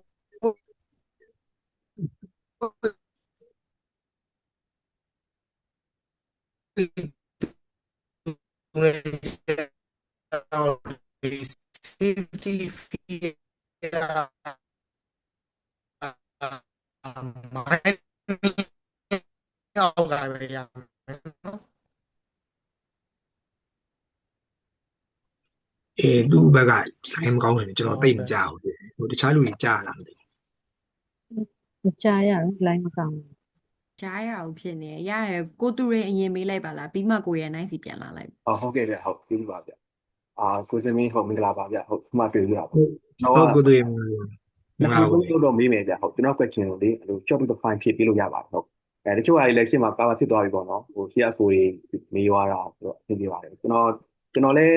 fine ကတော့မကြသေးဘူးဗျကျွန်တော်ဒီနှစ်ပတ်လောက်ပဲနှစ်ပတ်သုံးပတ်လောက်ပေါ့နော်အဲ့လောက်ပဲရှိအောင်မယ်ပေါ့နော်အရင် interview တော့မရဘူးဒါပေမဲ့ response တော့ရတယ် response ကတော့အမျိုးမျိုးပေါ့နော်သူတို့ right to work ရကျွန်တော်တို့ point မပေးနိုင်ဘူးပေါ့ပုံစံမပေးနိုင်လို့ပါလို့အဲ့လိုမျိုးရှိတာပေါ့နော်ကိုဒီနေ့ပြောတဲ့ပုံစံဆိုတော့ show ကိုဦးစားပေးတဲ့ပုံပေါ်မှာပေါ့အဲ့တော့ကျွန်တော်စဉ်းစားတာပေါ့နော်point တူပေးတဲ့ဟာတွေလည်းကျွန်တော်တို့ကလောဆယ်မတွေ့ဘူးပေါ့နော်ပုံစံမပေးနိုင်ဘူး SND မပေးနိုင်တဲ့ဟာကြတော့ကျွန်တော်တစ်ဖက်နဲ့စဉ်းစားတာပေါ့နော် wine နဲ့သွားမယ်ပေါ့ wine ဆိုတော့ကိုဒီနေ့ပြောတဲ့ခုနဒီ point base ပေါ့နော်ကိုမှာ point မိတယ်ဆိုရင်လည်းဒါနဲ့များတော့ဟိုကျွန်တော် PR သဘောမျိုးနဲ့ရောက်မယ်ဘယ်လိုလုပ်ခွင့်ရမယ်ဆိုရင်အနေနဲ့ညာ company တွေမျက်စိကြမလားပေါ့အဲ့မှာကျွန်တော်ပြန်စဉ်းလိုက်တာပေါ့နော် wine နဲ့သွားမယ်ဆိုရင်ကျွန်တော် timeline ကအရန်ရှည်တယ်ပေါ့နော်PR လောက်ပေါ့အရန်ရှည်တယ်ကျွန်တော်တို့ကလည်းအမြန်သွားခြင်းတဲ့ခါကျတော့အဲ့ wine နဲ့မှာဘာရှိလဲဆိုတော့ကိုစင်မင်းတို့ခုနဆိုလို့ scale assessment ဆိုတာဒီ part of the wine 9ပေါ့နော်အဲ့ scale assessment လေးပြီးထားတယ်ဆိုရင်ဘာဖြစ်ဖြစ်ချို့ company တွေ Aussie company တွေကကျွန်တော်တို့မျက်စိကြပြီးတော့များစုံရများပေးချင်လာမလားပေါ့နော်အဲ့ဒီ idea လေးပေါ့အဲ့ဒါလေးကိုကိုစင်မင်းဘယ်လိုမြင်တယ်လဲပေါ့နော်ဒီ scale assessment ကိုဖတ်နေကိုဖြေထားရင်ကောင်းမလားပြီးတော့သူကလည်းပြည်ပြည်စုံလည်းပြည့်ရတိုင်းပဲပေါ့နော်ပလင်းဖြေလို့မရဘူးပတ်စံပေးရတာပေါ့နော်အဲ့ဒီ risk ခုရှိရပေါ့နော်အချိန်တစ်ခုကလည်းပေးရမှာဆိုတော့ဟုတ် သူတို့ကဒီတကယ်ပေါ့နော်ခုနပြောသလိုပေါ့အလုပ်ရခြင်းမရခြင်းကိုခဏမေ့ထားလိုက်ပြီးတော့ဒီကို try မယ်တေးကြရဆိုလို့ရှိရင်သူကနှစ်ခုပြင်ဆင်ထားပို့ကောင်းတယ်။ PTE ရဲ့ skill assessment ပြင်ဆင်ထားရင်ပို့ပြီးတော့ chance ပိုများတယ်။ဒါပေမဲ့တခုသိထားမှာအဲ့နှစ်ခုကသူက expire ရှိတယ်နှစ်နှစ်ပဲသူကနှစ်နှစ်ပဲလေနှစ်နှစ်ပြည့်ပြန်ဖြေရမှာ ဟုတ်ကဲ့ အဲ့တော့ခုနပြောသလိုပဲခုနညီပြောသလိုသူတို့ကအဲ့ဟာကြီးပြီးထားလို့ရှိရင်စုံလာပေးခြင်းမလားခေါ်ခြင်းမလားဆိုတာတဲ့ခုနအခုပြောတဲ့စကားကပဲပြန်ကောက်အောင်ခုညီက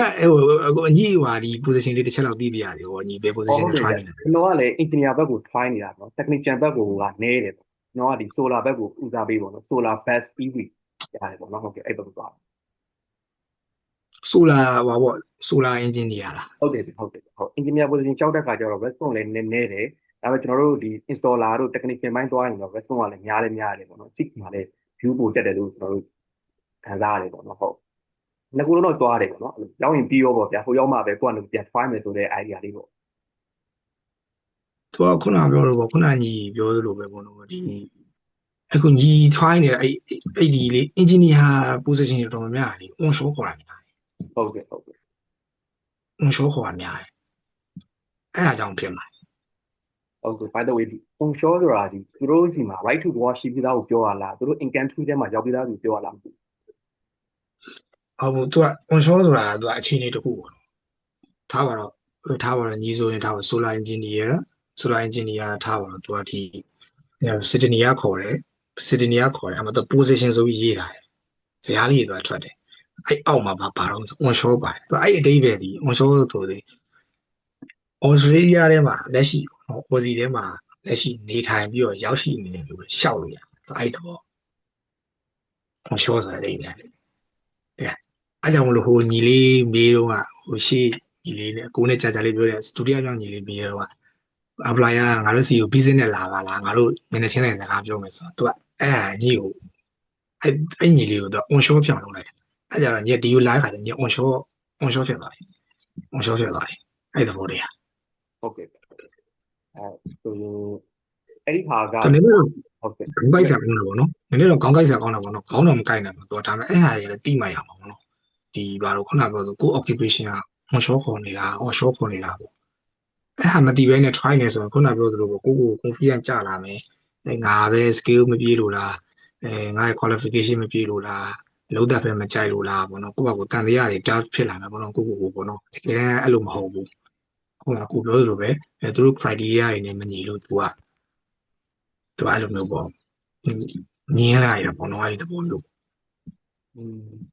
ဟုတ်အဲ့ကျွန်တော် check လုပ်တာတော့ check ပြန်လေ့လာကြည့်လိုက်ပါဦးမယ်ပေါ့ဒီ position က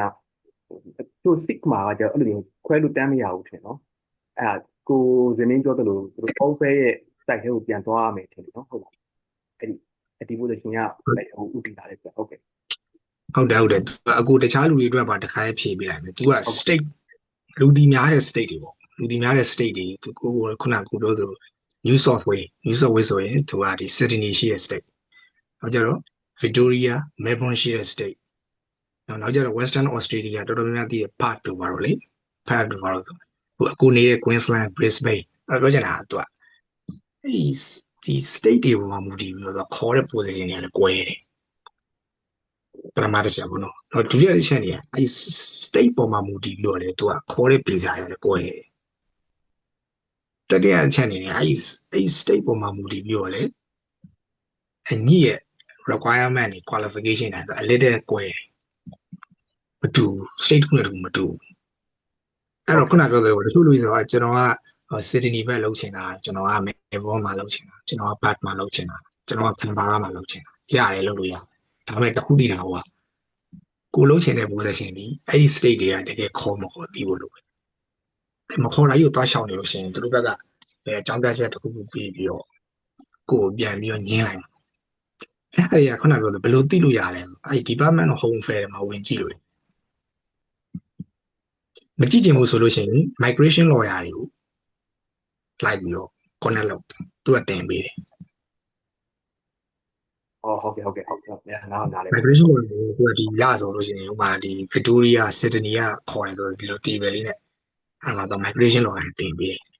သူ state အလိုက်ပေါ့ဘယ် position က demand ခေါ်နေတယ်ဖြစ်နေတယ်ဆိုတဲ့ဟာအဲ့ပေါ်ရှောက်မှာတာကိုကပရိဟုတ်တယ်ကိုတာလိုက်ပေါ့ကိုတာဘယ်လောက်ကြံနေတယ်ဒီမှာပဲ position တွေကြံသေးတယ်အဲ့မှာတော့ visa တွေလည်းတန်းပါ190လား491လား189လားအဲ့ဒါပါအဲ့လိုလည်းပါတယ်တော့ရတော့ဒီဘက်မှာလည်းမရှော့လား off short လားဒီပါအဲ့တော့ရဒီဘက်ကောလာမှာ point နေလေ point 90လား point 100လား point 130လားပါအကင်းက ကျေးဇူးပါလေ အဲ့လိုဆိုတော့ဟုတ်ကောက်လည်း research လုပ်ကြည့်လိုက်ပါမယ်ကိုစင်းမင်းလည်းတကယ်လို့အမင်းသိရင်ပေါ့နော်ကျွန်တော်တို့ဒီ all family ရဲ့ပြည့်ပြည့်တော့ကောင်းပါတယ်ဟုတ်နောက်ဆုံးတစ်ခုပေါ့နော်ဟုတ်ကျွန်တော်ဟိုအချိန်လဲအားနာလို့ကိုစင်းမင်းကအဲ့ November မှာဒီ offer ရတယ်ဆိုတဲ့အခါကျတော့အဲ့ November offer ပြီးချင်းမှာဒီ process တွေစလုပ်ပြီပေါ့နော်ဆိုတဲ့အခါကျတော့ခုနပြောလို့နှစ်ပတ်နဲ့ grant ဖြစ်တယ်ဆိုပေမဲ့ဒီအဲ့ဒီမှာခုနဒီ document check တွေကြည့်မယ် general process တွေကြည့်မယ်ပေါ့နော်အဲ့တော့နောက်ဆုံး OCO ဘယ်လောက်မှရောက်သွားနိုင်ပြီပေါ့နော်အဲ့လေးတစ်ခုရဲ့ပြီးတော့ကိုစင်မင်းရဲ့အသင်ပြင်လေကိုစင်မင်းရဲ့ CV လေးကိုပေါ့နော်ဒီ walk through လေးလုပ်ပြီးလို့ရမလားပေါ့ဘယ် session လေးတွေပါတယ်နော်ပတ်သက်နဲ့ပဲအသင်ပြင်ပေါ့နော်အဲ့ဒါဆိုအကျန်းလေးကျွန်တော်တို့ဘယ်နည်းနဲ့လောက်ပါတယ်ဒီလို format ကလေးနဲ့ပေါ့အဲ့ဒါပြောလို့ရရင်ကျွန်တော် share ပြပါဗျာဟုတ်ကျေးဇူးပါနော်ဟုတ်ကဲ့နှစ်မျက်နှာလောက်ပါငါပြအကို share ပေးလိုက်ပါမယ်အကို resume ကို share ပေးလိုက်နှစ်မျက်နှာပုံမှန်ပဲဒီအကိုကြီးတားကြီးထွေထွေထူးထူးကြီးမဟုတ်ဘူးဒါပေမဲ့တားကြီးထွေထွေထူးထူးကြီးမဟုတ်ဘူးသူတို့ Aussie format လည်းမဟုတ်ဘူးဒါပေမဲ့ဆရာနေတော်တို့ကဒီအကိုတို့ဒီ CCC တက်တော့ဆရာနေတော်တို့ကဒီကို resume တွေကိုအလုပ်ပေးရလေပို့ပေးရလေအဲ့ဒီကနေမှကို like try ပြီးတော့မျိုးလုံးထဲမှာဒီသားစားတာကြားထားလေအဲ့လိုမျိုးလေးပေါ့အဲ့လိုမျိုးရွေးပြီးတော့ပြန်ပြင်ပြီးတော့ကိုနဲ့ match ဖြစ်တဲ့ portfolio လေးပါလေးထည့်ပြီးတော့ပြန်လုပ်လိုက်တော့ဟိုလိုကြီးဒါကြီးထွေထွေထူးထူးကြီးတော့မဟုတ်ဘူးအမှန်ကိုပါဖြစ်ပြီးလိုက်ကို share ပေးလိုက်ပါခဏကိုကဒီ visa က November မှာဖြစ်တော့ကိုက Aussie ဒီဇင်ဘာကျကိုရောက်သွားပြီAussie ရောက်လာပြီနှစ်ပတ်ပဲကြာဂျားထဲမှာမြန်မာပြည်ကထွက်တဲ့ဟာတွေအချိန်ပဲပေးရရှိတာပေါ့သူက visa grant ဖြစ်ပြီဆိုတာလေဒီနေ့ visa grant ဖြစ်တယ်ဆိုတော့မလက်ထန်သွားမြန်တော့အခုက process ကမြန်တယ်တော်တော်လေးမြန်တယ်ဟုတ်တယ်အခုကအဲ့မှာတော်တော်လေးချိန်ရတာပေါ့နော်ဒီဘက်မှာလည်း resignation letter တင်တာပဲတော်တော်လေးကိုချိန်ရအောင်သူကဒီ1လ2လ3လကြာမှဆိုတော့ကိုကအဲ့လိုချိန်ရတာပေါ့နော်တကယ်လည်းရတော့2 week နဲ့ရတာဟုတ်ကဲ့နော်2 week နဲ့ရတာဆိုတော့တော်တော်လေးမြန်တယ်ဟုတ်ကဲ့ interview ပဲနည်းနည်းလေးပါဖြစ်အောင်ဟုတ်ကိုစင်မင်းခုနကပြောတဲ့ document ဟုတ်ပြန်နေစော်နဲ့ဒီ interview လုပ်ထားတဲ့ဟာလေး YouTube မှာကျွန်တော်နားထောင်လိုက်ရတယ်ပေါ့နော်အဲ့မှာလည်းနားထောင်လိုက်တယ်ပေါ့အဲ့မှာဆိုလဲခုနပြောတဲ့ဟာပုံစံမျိုးဝီကူတာဆိုတဲ့မျိုးကိုလာပြီးရှောက်လုပ်တာလာခေါ်တာပေါ့နော်ကိုကရှောက်တာမဟုတ်ဘူးပေါ့နော်အဲ့ရဒီမှာတစ်စင်ဟိုဒီနောက်တော့အစီအပါသွားတာပေါ့နော်အဲ့ story လေးတော်တော်အားဖြစ်တယ်နော်ဟုတ်ဒါပေမဲ့လည်းကျွန်တော်တို့ကအဲ့ဒီနဲ့ကြုံမှုကြတဲ့တော့လေခုနကပြောကိုနေတင်ကိုတော့ polish လုပ်နေရမယ်ဆိုရင်ဖြစ်တာပေါ့နော်ကျွန်တော်တို့ကြတော့ကိုယ့်အနေကို own post တင်မဲ့အစားပေါ့နော် repost လေးတွေနဲ့နည်းနည်းလေးလည်းဖြစ်နေတာပေါ့အဲ့တော့ကြတော့အဲ့ဒါလေးတစ်ခုလုပ်မယ်ထင်တယ်ပေါ့နော်ဟုတ်ဒါဆိုရင်ဘာဖြစ်အဲ့ဒီ recruiter ကိုစင်မင်းကိုလာမပြောခင်မှာကလေးကအနေနဲ့ညာတော့ Aussie လောက်ကိုတော့လှမ်းပြီးတော့ဟိုရှောက်နေမှာပေါ့နော်အဲ့မှာကြောက်နေပြီးမှတစ်ဆင့်သူတို့စီကနေတွေ့ပြီးတော့လာပြီးတော့ဂျာလည်းဖြစ်ကောင်းဖြစ်နေတယ်လို့ လင်းနေမှာတွေ့ရတယ်ဖြစ်ကောင်းဖြစ်နေတာပေါ့လေနော်ဟုတ်ကျေးဇူးပါဗျကျွန်တော်ပြောလို့ ဟုတ်တယ်သူကဒီလင်းချင်တာကိုကဒီလုပ်တွေမရခင်ကကိုကတပတ်ကို2 post တင်အခုမသိဘူးကွာဒီသူ့ရဲ့ strategy ကိုမသိဘူးဒီတိုင်းတိုင်းပဲအခုကအရင်တော့ဒီ automotive နဲ့ပတ်သက်တဲ့ knowledge တွေကိုကိုကဒီ Facebook တို့အခု Facebook တွေမှာတင်တယ် knowledge share တွေနေမှာကိုကတင်တတ်တယ်တင်တော့ကိုကလည်းလင်းထင်မှာတင်တော့အဲ့လိုလေးတင်ကြည့်မယ်ဆိုပြီးတော့တင်ရတော့ post ရတော်တော်များလာ post တွေတော်တော်များအဲ့မှာ reaction တွေများလာတယ် connection တွေလည်းများလာပြီးတော့အဲ့ဟာကို recruiter ကြီးမျက်စိကျတာဝင်ရမှာကိုထင်တယ်ပေါ့ဒီတိုင်းတိုင်းကြီးတော့သူကလာပြီးတော့ prefer မဖြစ်ဘူးလေဟုတ်ဆိုတော့သူက competitive ဖြစ်တယ်ကွာအခု interview ရတော့နော်3ယောက်ဖြစ်ရတယ် recruiter ကဘာပြောတော့ဇင်းနဲ့ဒီနေ့1ယောက်ယူလေးမှာမင်းရဲ့တဲ့ Brazil က1ယောက်ရဲ့တဲ့နောက်ကျတော့ Sri Lanka က3ယောက်တဲ့ဟောအဲ့တော့ကွာနည်းနည်းလေးဟိုဖြစ်သွားတာဘောနော်မင်းတက်သွားဟုတ်တော့အဲ့3ယောက်တည်း1ယောက်ယူလေးမှာဒီနေ့အဲ့လိုပြော recruiter ပြောဟောကြည့်လိုက်လေဟော Brazil သားပါတယ်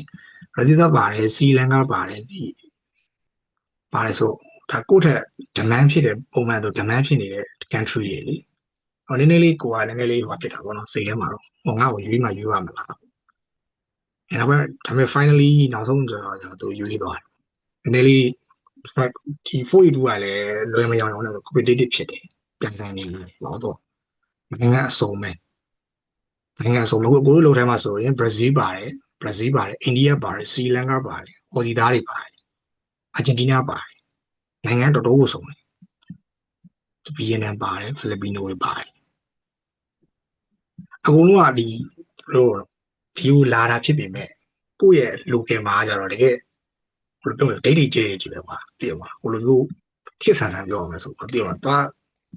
show လို့မရဘူးဆိုရက် level မျိုးတွေကွာသိရသူတို့ရဲ့ skill set တွေရတယ်ဒါလူငယ်ဆန်ပြောအောင်အဲ့လိုလူတွေနဲ့ competitive ဖြစ်တယ်သူအဲ့လိုလေးတွေနဲ့သူရှင်ပြီးတော့ fire ဒါမျိုးဆိုတော့နည်းနည်းလေးအကိုဆိုလို့ရှိရင်နည်းနည်းလေးတော့မြင့်တက်ပြရအောင်ငါ့ကိုရွေးမှရွေးရမလားမသိဘူးဒါပေမဲ့လည်းသူတို့ကဘယ်လိုချက်တွေကိုသဘောကျသွားလဲတော့အကိုလည်းမသိဘူးဒါပေမဲ့ကိုကတက်နိုင်ဆုံးကြိုးစားခဲ့တယ်သူတို့မေးတာတွေအကုန်လုံးဖြေနိုင်တယ် prepare လုပ်ခဲ့တယ်ပေါ့နော်အခုထိလည်းအဆင်ပြေတယ်ပေါ့နော်သူတို့လည်းအကိုသဘောကျတယ်ပေါ့အခုတော့တော်တော်လေးဟွာဖြစ်သွားပြီပေါ့နော်သူတို့ကာချာနဲ့လည်းအကုန်လုံးဟွာဖြစ်သွားပြီတခုရှိရာဒီကိုလာမယ်ဆိုလို့ရှိရင်ကာချာဆိုမှအဲ့ဒီအရှိတောင်အာရှကာချာရဲ့အကုန်မေ့လာတယ်ဒီကိုလာမယ်ဆိုလို့ရှိရင်မတူဒါကာချာဆိုတော့နော်ဒါအကူပြောမယ်ဒီကျွန်တော်အကူပြောမယ် topic ထဲမှာတစ်ခုပဲဒီကိုလာမယ်ဆိုရင်ကာချာပိုင်းကအရှိတောင်အာရှကာချာကြီးလုံးဝမရဘူးဆိုရင်6လလောက်ထိကိုလုံးဝအဆင်မပြေဘူးအခုဆက်ရောက်တာကြီးစရာပြောကြအောင်အဲ့အကူကဒီအရှိတောင်အာရှဒီကာချာရဆိုရင်အခု manager ကိုလည်းတော်တော်များများဒီမြန်မာပြည်မှာဆိုဆရာတို့ဘာလို့ခေါ်ကြတာဟုတ်တည်မလားကိုဆရာတို့ခေါ်တော့ဒီမှာဆိုကိုကအင်္ဂလိပ်လိုစာပေါ့နော် yes sir နာတည်မလား can I ask you something sir လို့ဘာလို့လောက်တာလို့တော့သူကဘယ် manager အနေနဲ့စိတ်ကမကြည့်တော့ဈေးနဲ့ငါ့မှာနာမည်ရှိတယ်အဲ့လိုပြောငါ့မှာနာမည်ရှိတယ်ငါနာမည်ခေါ်တယ်အဲ့လိုပြောအဲ့လိုဆိုတွေးကြည့်လိုက်တဲ့ညီကကိုတို့ကာချာနဲ့ဆိုဘယ်သူမှကိုယ့်ရဲ့တတိကိုယ့်ရဲ့ manager ရဲ့နာမည်မခေါ်ဘူးလေ first name မခေါ်ဘူးလေ root ဖြစ်တယ်လေတင်မ very root ပါတင်မဘယ်သူမှမောင်ဆိုလို့ရှိရင်အေးမောင်ငါ့ကိုလာစစ်ပြီးတော့မခေါ်တယ်ဒါဥပမာနေနဲ့ပြောပြသူတို့ကမဟုတ်ဒီမှာခေါ်လို့ရဒီမှာပြဿနာမရှိဘူးသူတို့ first name ခေါ်ရင်မရှာဘူးပေါ့နော်ကိုတို့ကာချာအနေနဲ့ဆိုရင်ကိုတို့ကမခေါ်ဘူးလေနာမည်မခေါ်ဘူးနာစားတွေပဲရင်းကြီးသုံးကြအများကြီးဒါကာချာအနေနဲ့ပြောပြနော်ဒီကကာချာလေအကူအဲ့တော့ဇင်ကမှနာမည်ရှိရတယ်ငါ့ကိုစာလို့မခေါ်နဲ့တဲ့ကိုကရက်စာဘာဖြစ်လဲစာတခုဆိုစာနဲ့ဆုံးလို့ဆိုငါနာမည်ခေါ်တယ်ငါနာမည်ခေါ်တော့အဲ့လိုတော့ service manager လေအဲ့လိုပေါ့ကာချာရအောင်ပြောပြတော့ကာချာရဒါအများကြီးတခုပြောပြတော့ကာချာရတော်တော်ကွဲတယ်ကိုအခုမှ adaptive ပဲဖြစ်တယ်ကာချာလေကိုတို့အရှိတော်အရှာကာချာနဲ့ဆိုရိုင်းတယ်လို့သတ်မှတ်ထားရတယ်သူကမရိုင်းဘူးလို့မဖြစ်ဘူးသူတို့ကြောင့်အဲ့လိုမျိုးဆိုနည်းနည်းလေးပေါ့နော်အဲ့လိုလေးရှိတယ်အဲ့ဒီပိုင်းဆိုင်လေးကိုအများကြီးစိတ်ပိုင်းဆိုင်ရာပြင်ဆင်လိုက်ရတယ်ပေါ့ဟောသူငါ့ကိုများဟိုရှင်းပါရှာလာလို့များထင်သေးရလားဒီလိုမျိုးဒီ impression တောင်းလာတာမဟုတ်ဘူးသူလူတိုင်း everyone ကိုလူတိုင်းသူတို့အဲ့လိုမျိုးဆက်ဆံတာသူအဲ့လိုမျိုး manager နဲ့လည်းသူကတခါလေဘုံပန်စကားပြောရင်ပြောတယ်တတိဟိုနဲ့လည်း manager သူ့ရဲ့ branch manager နဲ့လည်းသူတို့ဘုံပန်စကားပြောရင်ပြောနေတာအဲ့လိုပေါ့ဒီကတော်တော်လေး freedom ဖြစ်တယ် တော်တော်လေးလွတ်လပ်တယ်ဒီမှာကြောင့်အကိုတို့ကာချာနဲ့တော့ကွဲတယ်ဒါကာချာရထည့်ပြောတာနော် addition လေးထည့်ပြောကာချာကွဲတယ်လို့ ဟုတ်ကဲ့ကျေးဇူးပါဗျ ကိုတစ်ချက်တော့ကိုသမီး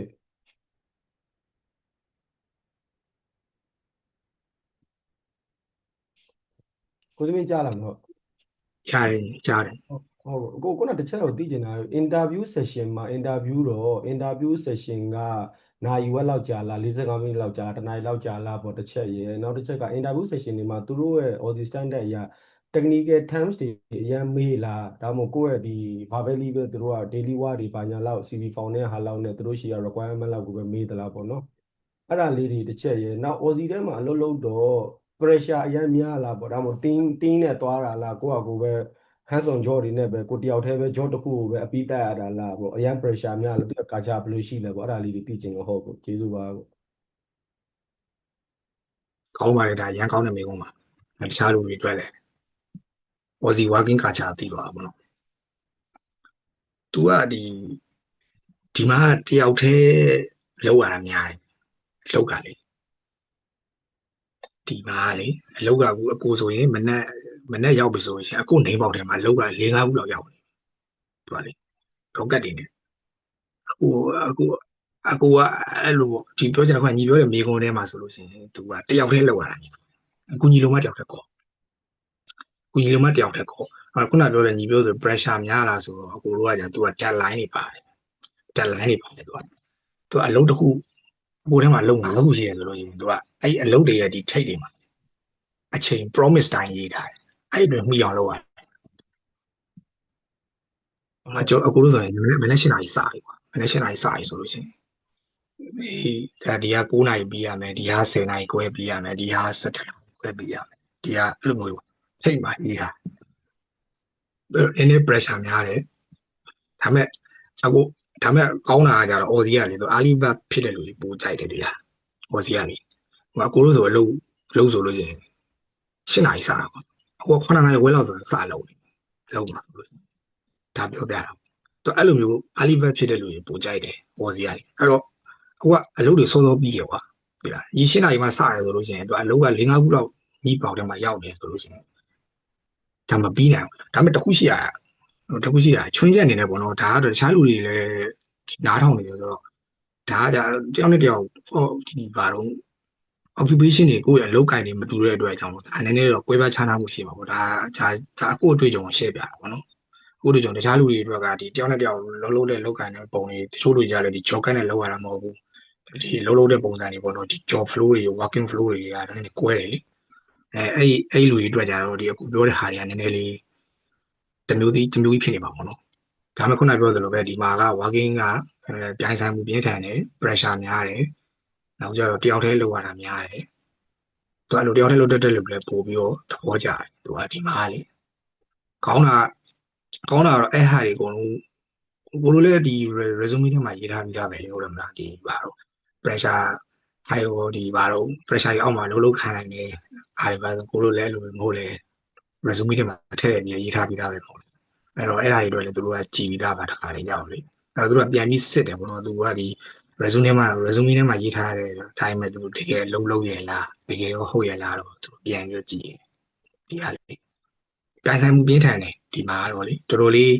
လိုက်လို့ရောဖြစ်ရတယ်ပေါ့နော်သူတို့လည်းညီအောင်ပေါ့နော်လိုက်ပြီးတော့လောက်ရတယ်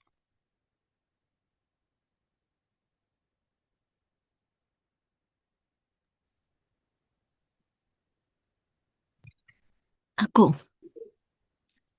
ယ်လို ရတယ် အကိုဟိုကလေအဲ့ဒီ home affairs ရဲ့ ရတယ်ဟိုဘေးကျင်တာကြီးရတယ်ဟိုကဖြစ်နေမှာဆိုတော့ဒီတိုင်းအခုပြောတာတွေပဲနားထောင်နေရဆိုဖြစ်နေတခြားလူတွေလည်းမေးလို့ရတယ်နော် အကို home affairs ရဲ့ကိုလေအကိုပြောရလေ point နေရပြီးလို့ရှိရင် on show off show ရဲ့အဲ့ဒါလေးတစ်ချက်လောက်လေးတစ်ချက်လောက် A level လေးရှာပြပေးပါလားညီမရှာကြည့်တာလေမတွေ့လို့အဲ့လိုမျိုးခွဲပေးထားတာတော့ပါတော့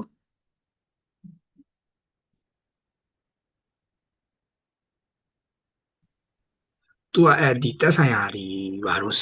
state နဲ့ပြန်ရှာရမှာညီမကဟိုလိုထိုင်ရကြီးသွားရှာလို့မရဘူးညီမကဟိုတော့ဒီ home အဲ့ထဲမှာလေသူကဒီအဲ့ home fair ထဲမှာညီမ state တွေပြန်ရွေးရမှာ နောက်ကိုပြောသလိုပဲငါကဒီစစ်ဒနီရှောက်မှာလားမဲဘွန်းရှောက်မှာလားဖတ်လားတမ်ဘာရာလား Brisbane လားအဲ့လိုကြီးအဲ့မှာသူတက်ဆိုင်ရာ state တွေမှာမူတည်ပြီးတော့သူတက်ထပ်ပြီးတော့ကြားတယ်အဲ့လိုရှိတယ် ဟုတ်အဲ့ home ထဲဝင်လိုက်တာလား home office department ထဲရောက်သွားပြီးလေ home တို့ about us တို့ report and publication အဲ့လိုတွေရှိရတဲ့ပထမဆုံးပဲထဲဝင်လိုက်တာလေ တော့အဲ့ဒီပါမှာအလွယ်ဆုံးနည်းနဲ့ပြောလိုက်မယ်သူ SaaS ပေါင်းနဲ့ဒီမှန်ဘလူးပုံစံလေး SaaS ပေါင်းထဲမှာရိုက်ထည့်လိုက်ငါရှာခြင်းနဲ့ဥမာငါကဒီ ဟိုဟာတွေ ငါ position ဆိုတည်ခြင်းနဲ့ဆို position ရိုက်ထည့်လိုက်ဒါမှမဟုတ်လေသူကဒါမှ visa နဲ့သွားတာများတယ် visa နဲ့သွားတာများ drafter လို့ရိုက်ထည့်တာမကြောက် အဲ့ visa လေ visa ဒီ visa နဲ့သာ visa လေးမှာသူအဲ့မှာ occupation တွေထပ်ပါ ဟိုလေ skill assessment တွေရဲ့ 481ဘာလဲ491လားအဲ့လိုဟာတွေဘယ်နှစ်လောက်ကြာလဲမသိဘူး ပုံနဲ့ဝန်းတော့နှစ်နီးပါးလောက်ကြာ 491နည်းနည်းနေပါကြာနော် visa processing time ပြောတာ visa processing time ကိုပြော ဟော ဒါကြောင့်မလို့လူတွေကအဲ့ဟာကိုတချို့လူတွေတိတ်မရှောက်ကြသူ processing time နဲ့တအားကြာတယ်ဟိုဟာဆိုရင်190ဆိုရင်တစ်နှစ်နီးပါးလောက်ကြာတယ်491ဆိုလို့ရှိရင်နှစ်နှစ်နီးပါးလောက်ကြာ 481လည်းရှိသေးရလားမသိဘူးတော်ကြာနော်ဟုတ်ကဲ့ 491 နော်491 189ဒီမှာပြော189ပြင်မယ် အဲ့189အရန်ကြာလားတခါလေး PR တန်းရပြီးတော့လေဘယ်မှာမဆိုနေလို့ရတယ်ဆိုတာလေအဲ့189ဟုတ်တယ်189 190တော့ 6လတိုင်းကြာ189 6လပဲ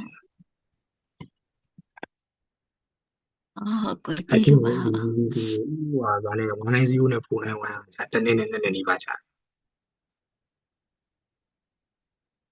ဟုတ်ကဲ့ကိုကျေးဇူးတင်ပါတယ် ဆိုရင်ခုနကကျွန်တော်တစ်ချက်လောက်မကြားလိုက်လို့ကိုဟို interview session ဘယ်လောက်ကြာဖြေလိုက်ရလဲရေ interview session တွေမှာ technical skill အရင်မေးလာပေါ့ ဟုတ်တယ်ကိုအဲ့မေးတယ် ဟုတ်ကဲ့ကိုကျေးဇူးပါ သူကပုံမှန်ဟိုဟာလောက်တော့နိုင်ဝက်လောက်တော့ကြာ ဟုတ်ကဲ့ကိုဟုတ် လိုလိုကြာတယ်မှာပြောသလိုပေါ့ဒီလိုပြောမို့တဲ့ကြီးပြောဖို့အတွက်ကြတော့တခြားဒီမှာရခုဒီမှာလာပြီးတော့9000နဲ့လူတွေမှာ level တီးတီးရလူပါဆိုတော့အဲ့ဟာကကိုရှောက်တဲ့ position ကိုဒီလားမေးလာဆိုမေးမှာပဲဘာလို့ဆိုခုနပြောသလိုပေါ့ဟိုအကိုလို့ဆိုလဲ automotive မှာထားပါတော့ဟို automotive technician ဆိုတော့ကားပြုပြင်ထိန်းသိမ်းရေးဆိုတော့ဒီပြုပြင်ထိန်းသိမ်းရေးနဲ့ပတ်သက်တဲ့ terms တွေ terminology တွေ technical မျိုးကိုနေတော့မေးတာမေးတယ်အဲ့အရာတွေပြင်ဆင်ထားမှာထားပါတော့ electrician ဆိုလို့ရှိရင် electrician နဲ့ပတ်သက်တဲ့ terms တွေ terminology တွေကိုယ့်ရဲ့ဒီ GD တွေကိုဒီအဲ့ဒီ terms နဲ့ terminology တွေနဲ့ပတ်သက်ပြီးတော့တိတိကျကျပြောနိုင်ရမယ်သူတို့ကလည်းအဲ့အရာတွေမေးမှာမင်းဘာလုပ်တတ်လဲအဲ့လိုမျိုးတွေပေါ့ဟိုမှာ mining ဆိုလဲ mining ခုနပြောတဲ့ civil ဆိုလဲ civil အဲ့လိုမျိုး archi ဆိုလဲ archi အဲ့လိုမျိုး electrical ဆိုလဲ electrical သက်ဆိုင်တဲ့နေရာတော့ဘေးကိုမေးတယ်မှာအနည်းဆုံးအခုဆိုလို့ရှိရင်အခုဆိုတော်တော်ကိုမေးတယ်အခုလေတော်တော်ကိုမေးတယ်တော်တော်မေးတယ်အခုကလည်းဒီဟိုထပ်ဆောင်ပြောလောက်မှာဒီပေါ့နော်ဒီမြန်မာဘက်ကထိုင်းနေလူဆိုလို့ရှိရင်တော့တချို့လို့မြန်မာလိုတော့ဒါကကြတော့တင် जा ရေးပိုင်းဖြစ်သွားမှာပေါ့ဒါကိုအကြံပြုတာပေါ့မြန်မာလိုနှုတ်ကျိုးနေတဲ့ဟာဆိုရင်ခုကလေးအင်္ဂလိပ်လိုပဲပြောပြီးတော့လေ့ကျင့်တာဟောတော့ကိုတို့ကနှုတ်ကျိုးနေတာဖြစ်တယ်ပဲအဲ့ဟာတွေကိုကိုတို့အတိုင်းပြောတတ်တယ် interview တွေပါမှာအဲ့ကြံသူကကိုပြောတိုင်းနားမယ်သိမလားကိုတို့ဆိုထားပါတော့ဒီဆိုကိုတို့ local မှာဆိုတာဒီလိုခေါ်တာဆိုလို့ရှိရင်အဲ့လိုသားမလုံးနဲ့သူကအဲ့လိုတော့မသိဘူးဒီခုနကပြော technical နဲ့ပတ်သက်တဲ့မျိုးဝင်နေဆိုလို့ရှိရင်ပြောချင်တာဒီအတိအကျပေါ့နော်ပစ္စည်းတစ်ခုကိုဒါဘယ်လိုခေါ်ရဲဆိုရင်အဲ့တိုင်းပဲသူတို့ပြောသိမလား technical တွေကတော့မေးကုန်မေးတယ်အဲ့တိုင်းပဲ memorizing လုပ်ပြီးပြောပေါ့နော်အဲ့ဒါတော့အကြံပြုလို့လည်းပေါ့နော်ဒီ local မှာပြောသလိုယူသားမပြောနဲ့ ဟုတ်ကျေးဇူးပါနောက်တစ်ခုလေးကို အဲ့လိုဒီလိုဖြစ်မှာပါဒီ oversea လုပ်နေလူတွေဆိုတော့ဒါတော့အများကြီးပြောစရာမလိုပါဘူးဒါပေမဲ့ကိုကဒါအကြံပေးတာပေါ့နော်ဘာလို့နှုတ်ကျိုးနေတဲ့အတွက်ကြတော့ဘာပြောရလဲမင်းဘာပြောရလဲဘယ်ဘက်ကလို့နားမလဲတကယ်တမ်းအကူလိုပြောတာလည်းမှတ်မှာဒီလေးလေးသိန်းနဲ့ဒီကိုခေါ်တဲ့အတန်ထွက်တွေကကြတချို့ကလို့ဒီပြည်တွင်းခေါ်တဲ့ အတန်အတွက်တွေရှိတယ်အဲ့လိုမျိုးတွေ interview တွေမှာအသုံးတယ်သူတို့မသိဘူး ဟုတ် အဲ့ ကဲ့ ဒါလေးတွေ queue site ပေါ့နော်အဲ့ဒါလေး queue site တယ်ဆိုလို့ရှိရင်အကိုလည်းဒီပါတော့ effective ဖြစ်တယ်သူတို့မေးတယ်ညီဖြေတယ်သူမေးတယ်ညီဖြေတယ်ဆိုတော့နှစ်ဖက်သူပြောရလဲသူပြောတာကိုလည်းညီဖြေနိုင်တယ်ညီဖြေနိုင်တာညီဖြေလိုက်တာကိုလည်းသူတို့ကသိတယ်အဲ့တော့ပုံစံမဟုတ်ဆိုရင်သူဘာပြောတယ်မသူတို့လည်းသိမှာပေါ့ပြီးတော့မှ ဟုတ်ကဲ့ကိုဟုတ် 42 visa sponsor ကကျွန်တော်သိရတယ်လို့ကကျတော့ तू က short term mid term ရှိမယ်ကိုကသိရမလား short term ကျတော့2 years ပေးတယ်ပေါ့ mid term ကျတော့4 years ပေးတယ်ကိုကအဲ့ဒီပုံမှာအကို sponsor ရတော့အကိုရောဒီမှာ2နှစ်ယူမလား4နှစ်ယူမလားမေးသလားဒါမှမဟုတ်သူတို့က2နှစ်ပဲပေးလို့2နှစ်ပဲရသလားပေါ့နော်နောက်တစ်ချက်ကဒီ2နှစ်2 year နဲ့ on show မှာ working experience ရှိသွားပြီဆိုရင်ကျွန်တော်တို့ဒါ PR way နဲ့42က191ဆက်ရှောက်လို့ရတယ်ပေါ့နော်ဆိုတော့တချို့ကလည်းအဲ့လိုမျိုးနှစ်နှစ်ပြီးမှ PR way 191ကို Aussie ထဲမှာစရှောက်လို့ရတယ်လို့လည်းကြားတယ်တချို့ကြတော့လည်းကုမ္ပဏီပေါ်မှာမူတည်ပြီးတော့ကုမ္ပဏီက Y6 ကို eligible ဖြစ်တယ်ဆိုလို့ရှိရင်ဥပမာ6လလောက်နဲ့တစ်နှစ်လောက်နဲ့လည်းရှောက်လို့ရတယ်လည်းပြောတယ်ပေါ့နော်အဲ့ဒါလေးဘယ်လိုရှိလဲလို့ပေါ့ဟုတ် သူကအဲ့ဟာညီအကိုကမတန်းရ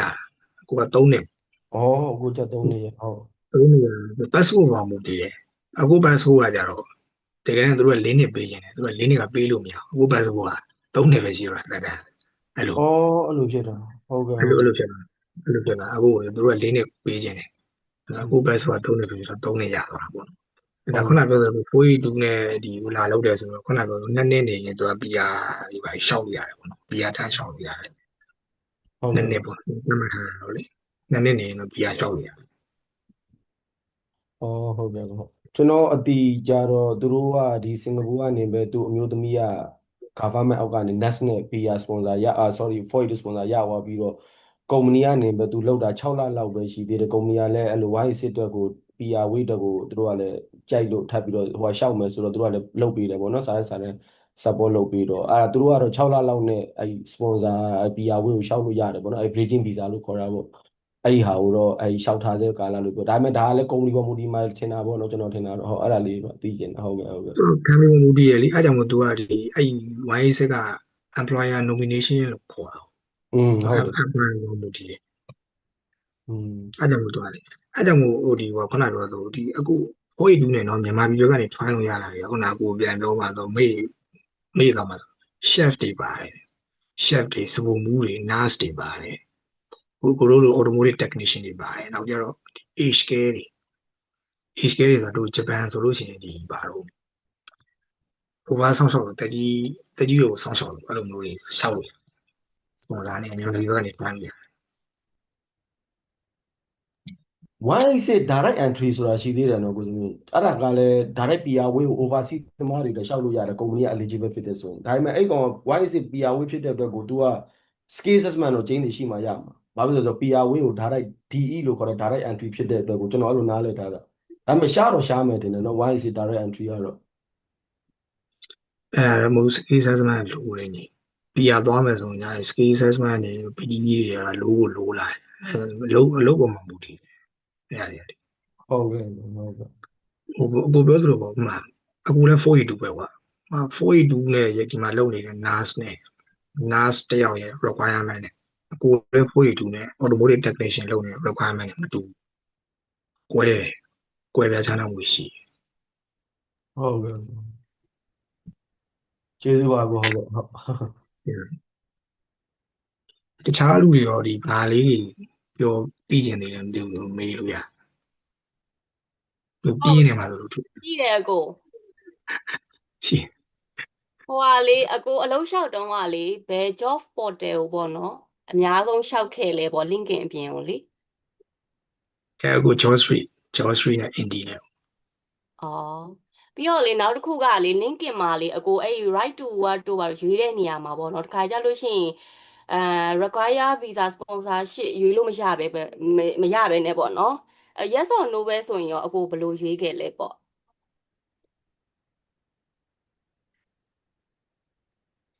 အဲ့ဟာတော့ကိုမရွေးခဲ့ဘူးကိုအဲ့ဟာတွေကတော့မကြုံခဲ့အောင်မလုပ်ခဲ့အောင်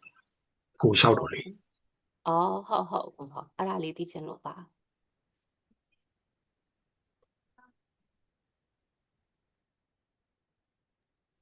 ဟုတ်တခြားရောဗာမေးချင်နေလဲဒီအကိုဘက်မှာလည်းနည်းနည်းအချိန်လင့်နေပြီဆိုတော့လေ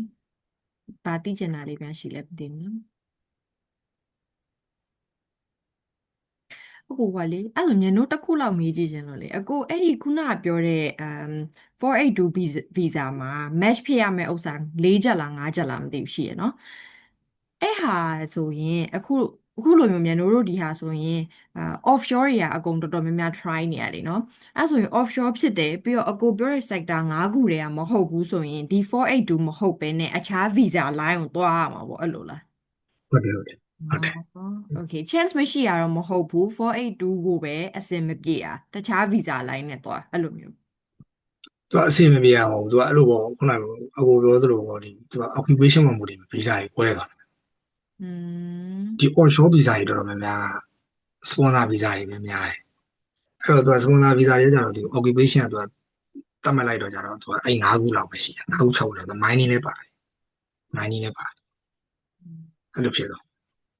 အဲ့ဆိုတခြား profession တွေဆိုရင်တော့အကိုတို့ခုနကပြောတဲ့ဥမာ18 189လား8 something ပေါ့အဲ့ဟာနဲ့သွားရမှာပေါ့နော်အဲ့လိုလား0491တော့အဲ့ရကြောဘယ်လိုကွာလဲအချိန်ကွာလားဒါမှမဟုတ်ဘယ်လိုမျိုးတွေကွာလဲ visa processing time ကွာတာလားဒါမှမဟုတ်အဲ့လိုဘယ်လိုမျိုးကွာလဲအဲ့က point based တွေ point based တွေဆိုတော့ကြတော့အကိုလို့ဆိုရင် point based မဟုတ်ဘူးပို့လို့ဆိုလို့ရှိရင် point ပေါ်မှာမူမတည်ဘူး point ပေါ်မှာမူမတည်ဘူးဒီဘာလို့ education ပေါ်မှာမူတည်တယ် working experience ပေါ်မှာမူတည်တယ်နောက်ကြတော့အလုံးနဲ့ပတ်သက်တဲ့ qualification ပေါ်မှာမူတည်တယ်နောက်ကြတော့ English proficiency ပေါ်မှာမူတည်တယ်အဲ့ဟာတွေအကုန်လုံးကသူတို့ vet asset ကနေစစ်လိုက်လို့သူတို့ criteria နဲ့ကိုက်တယ်ဆိုလို့ရင်အလုပ်ရတယ်ပို့ရတူပါလေဒါပေမဲ့ခုနပြောတဲ့ဒီ190လို့491လို့ဘာလို့ကကြ point based တွေသူက point ပေါ်မှာအခြေခံတဲ့ဟာတွေဆိုလေအဲ့တော့ခုနကပြောရရှိတာအဲ့ point တွေမှာကြတော့လေသူကမှတ်ချက်တွေရှိအဲ့ဟာကြောင့်မှတ်ချက်တွေဆိုတာခုနပြောလို့ပေါ့ဒီပါတော့အဲ့ point ပြေးဖို့အတွက်ဆိုလို့ရှိရင်အဲ့လူက OD မှာရှိမှာကိုရမဟုတ်တော့အဲ့ point မပြေးမမီနိုင်ဘယ်လိုမှမမီအဲ့လိုဖြစ်သွားတာဘောပေါက်လာတယ်အဲ့ဆိုတခြား solution လေးဆိုရင်ရောတခြားအဲ့လိုဘယ်လို solution လေးနဲ့ဆိုရင်အဆင်ပြေလဲဒီ automotive မဟုတ်ပဲနဲ့အဲ့လိုပေါ့မြန်တို့စီမှာ chef ကတော့မဖြစ်နိုင်ဘူးပေါ့နော်အဲ့လို automotive လည်းမဟုတ်ဘူးတခြားဒီဟုတ် nurse တို့အဲ့လိုလည်းမဟုတ်ပဲနဲ့ onshore ကတော့ဟိုအခုက visit ကို visa မပေးဘူးလေအဲ့လိုကြတော့မြန်မာ passport ကို visit ကမပေးဘူးဆိုဒီနေ့အဲ့အဖြစ်သွားတယ်ဒါလည်းကိုတို့ဒါပါတော့ကိုတို့မြန်မာကိုသူတို့ basic visa နဲ့လာလို့ဆိုတော့ကြားနိုင်တယ်ခုနဟိုကိုတယောက်စင်ကာပူကလာခုန10နှစ်ကျော်ရှိရဆိုတော့ကိုဆိုလည်းရနိုင်သူတွေကိုလာပြီးတော့ခုကျွန်တော်ကိုတို့ပုံမှန်လုပ်နေကြတယ်လို့လေစင်ကာပူဘက်ကိုလာရတယ် visa နဲ့လာပြီးလှုပ်ရှားကြရတယ်အဲ့လိုပုံစံမျိုးပေါ့နော်ဒါမဲ့ဒီကကိုတို့သူကကန့်သတ်ထားတယ်များတော့ကိုတို့က basic visa ရောက်ဖို့မလွယ်ဘူးဖြစ်သူများနိုင်ငံလူတွေအဲ့လိုလာလောက်တာဒီလားဟုတ်သူများနိုင်ငံဒီလိုအဲ့လိုလာပြီးတော့ဒီလိုအဲ့လိုလာတဲ့ရှောက်တယ်အဲ့လိုလုပ်တာသူများနိုင်ငံတခြားနိုင်ငံတွေပေါ့နော်ဘရာဇီးတို့ဟုတ်တယ်အိန္ဒိယလာတော့အဲ့လိုလာလုပ်ကြတချို့နိုင်ငံတွေအဲ့ working holiday visa တောင်ရတယ်အဲ့ဒါအလုံးမရှိဘဲနဲ့အဲ့ဒါရှောက်ပြီးတော့ဝင်လာတာဆိုတော့ပိုပြီး chance ရတယ်ကျွန်တော်တို့နိုင်ငံဟုတ်တယ်ညီပြောမှန်ညီပြောမှန်တယ်ဒီအခုဆိုဒီဘာကဒီဘတ်စကားစီးနေဆိုလို့ရှိရင်ဒီဂျပန်နေနဲ့ဆိုခင်းနေအောင်ကားစီးနေဆိုသူတို့မေးချင်လို့ဘာဗီဇာနဲ့လာရအောင်တော့တိုးရီဗီဇာနဲ့လာအလဲလာပြီးတော့သူတို့ကဒီမှာဟာလုပ်နေကြတင်းနေတက်ပြီးအလုပ်တွေရှာနေဟာတော်တော်လေးဟိုဖြစ်မိရပါတော့အဲ့မှာကိုရိုးနဲ့ရှင်ကြည့်လိုက်ရင်ကိုရိုးမှာအဲ့လို chance ပြောမှမရှိဘူးဖြစ်နေအောင်ခုနကမဖြစ်နေအဲ့ဆိုအကိုစားလျှောက်တုံးရောအဲ့ဒီဟာတွေလေ့လာထားပြီးတော့ automotive ဝင်နေဆိုပြီးတော့ရှောက်ဖြစ်တာလားဒါမှမဟုတ်ဒီတိုင်းပဲရှောက်ဖြစ်တာလားဒီတိုင်းရှောက်လိုက်တာကိုလည်းမသိဘူးကိုလည်းအခုလည်းဘယ်သူမှမသိရောက်တော့လည်းဘယ်သူမှမသိဒီအကုန်လုံးအစကနေစလုံးနေစကနေဒီလည်းဖြစ်လာတိတာဆိုလို့ခုနပြောလို့ဒီ CCC ကပေးတဲ့ knowledge ကိုဆရာနေတော်တို့ကသင်ပေးတဲ့ knowledge အဲ့လောက်ပဲသိတယ်အောင်ကြောင့်ဒီ mentor တွေသင်ပေးတဲ့ knowledge ရှိတော့ပဲသိတယ်ကျန်တာကတော့မသိဘူးဒီတိုင်းရှောက်ရင်းနဲ့မှာရှောင်းရလေးလာသိရင်ကြည့်ရင်လည်းသိလာတကယ်လည်းကြတော့နည်းနည်းပြောရမယ်ဆိုရင်တော့ဒီဟိုဖြစ်တာပေါ့နော်နည်းနည်းလေးတော့ဘယ်လိုပြောမလို့ challenging ဖြစ်မယ်နော်ဟိုဘာလို့ တိတ်မပြောချင်ဘူးနော်ဒီအကိုတို့ country condition ရောက်ဖြစ်တာအဲ့လိုမျိုး ဟုတ် လာလို့ရသွားရင်ရသွားပြီပေါ့နော်သူအဲ့လိုမျိုးကိုယ်လာလို့ basic ကိုလာလို့မရအောင်ဖြစ်တာပေါ့နော် basic ကိုလာလို့မရအောင်ဖြစ်တော့ကြအဲ့လိုဖြစ်သွား ကိုသမင်းတစ်ချက်လောက်ဟုတ်အကိုဟိုကလေအလုပ်ဗီဇာရတော့အကိုတို့ကျွန်တော်တို့ကဒီဘက်ကလက်ရှိလုပ်နေတော့လက်ရှိကုမ္ပဏီမှာဒါ 1 month အနည်းဆုံးကတော့ဒါ notice ပေးရတယ်ပေါ့နော်အဲ့ဒီအချိန်ကာလနဲ့ဟိုဘက်ကဗီဇာ approve ဖြစ်တဲ့အချိန်ကိုအော်စီကကုမ္ပဏီကိုစောင့်လာပေါ့ပြီးတော့ဗီဇာရ approve ဖြစ်ပြီးတော့ဒီဘက်ကတစ်လ notice ပေးတဲ့အချိန်မှာဘယ်လောက်ကြာပြီးကမှအော်စီတဲ့ကိုဗီဇာ approve ဖြစ်ပြီးတော့ရောက်သွားလဲပေါ့တစ်ဖက်ကကုမ္ပဏီရောဘယ်လောက်စောင့်လိုက်ရလဲပေါ့အဲ့ဒီကြားထဲကကာလာလေးပြီးချင်လို့ပေါ့ဟုတ် ဟုတ် visa approve ဖြစ်ဖို့ ဗီဇာ approve ဖြစ်ပြီးတော့ဒီဘက်ကကုမ္ပဏီကအကို resign လုပ်တဲ့အချိန်မှာနည်းနည်းတစ်လတော့ resign လုပ်ပေးရသေးတာဟုတ်တည်ဆိုတော့အဲ့ဒီကာလာကိုတစ်ဖက်ကအော်စီကကုမ္ပဏီကစောင့်ပေးလာပေါ့ဘယ်လိုလုပ်သွားလဲပေါ့ဘယ်လောက်ကြာပြီးရောက်သွားလဲပေါ့ဟုတ် သူတို့ကတော့ဒီအဲ့ဟာတွေနဲ့ပတ်သက်ပြီးသူတို့က respect ရှိတယ်တစ်လဆိုလည်းတစ်လနှစ်လဆိုလည်းနှစ်လထိပြောလို့ရ ဩဟုတ်ကဲ့ ဆောက် အဲ့ဒါဆိုကိုဗီဇာရပြီးကမှအော်စီတဲ့ကို2လလောက်ကြာပြီးမှရောက်တာပေါ့ မဟုတ်ဘူးကိုကဒီ visa ရတာနဲ့တန်းပြီးတော့ဒီကနေကျွန်တော်ကိုကဒီအကိုကဒီ visa မရခင်တည်းကွာကိုကဒီဖန်လာ visa ရတင်ထားပြီးသားလို့ဖြစ်တာ ဩဟုတ်ကဲ့ကိုနားလည်ပြီကျေးဇူးပါ ဒူရတိုင်းလုပ်တယ်နော်ဒူရတိုင်းလုပ်လိုက်လို့ဆိုတာကတချို့တွေပြောတယ်ဘာလို့ visa တင်တာလဲဟိုဘက်က visa ရမရမသိရဘူးဟုတ်ကဲ့ဟိုကိုအဲ့မစင်းစားတော့မငါရမှာရကိုရမှာဒီဘက်ကိုကြိုးတင်ထားလိုက်တင်ထားပြီးတော့မှဒီဘက် visa တင်တဲ့အချိန်ကိုက visa မရသေးဘူးနည်းနည်းတော့ risk တော့များတာပေါ့နော် risk ကိုယူချပလိုက်တာ risk ယူလိုက်တယ်အဲ့မှာလည်းတေချာလားဆိုရင်ကျွန်တော်တေချာတယ်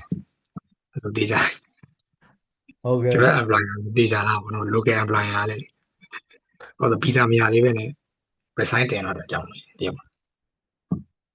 အခုအဲ့မှာတော့လည်း confidence နဲ့ high နေပြီလေတော့အကုန်လုံး interview တွေလည်းအောင်ပြီးသွားပြီ visa တွေလည်းရှောက်ပြီးသွားပြီဆို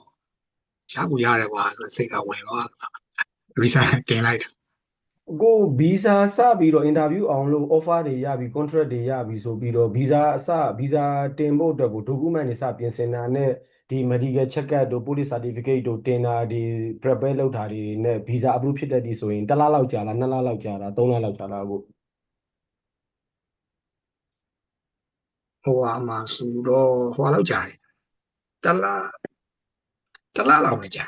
ဩဟုတ်ကဲ့ကော တလအတွင်းမှာကိုကအကုန် run ပြတယ်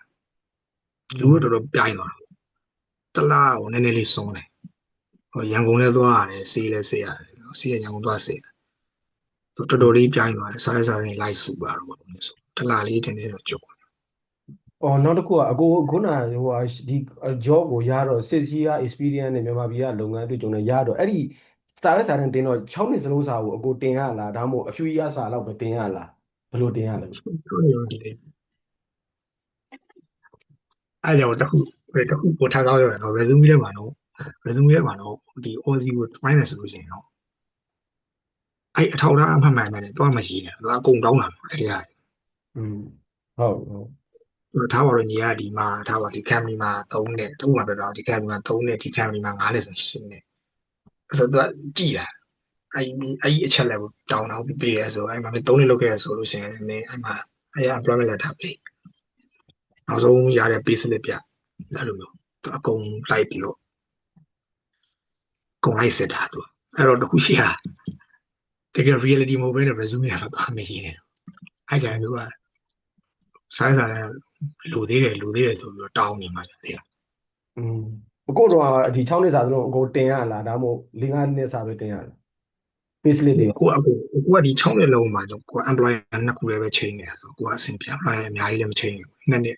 ကိုက6နှစ်ခွဲတဲ့အတွင်းမှာ employer နှစ်ခုပဲလုပ်ခဲ့တာအဆင်လည်းပြေပါ ဟုတ်ကဲ့ ဒီ relationship ကလည်းကောင်းခဲ့တာဆိုတော့လေ employer နဲ့ ဟုတ်ကဲ့ကိုကျေးဇူးပါကိုဟုတ်ကဲ့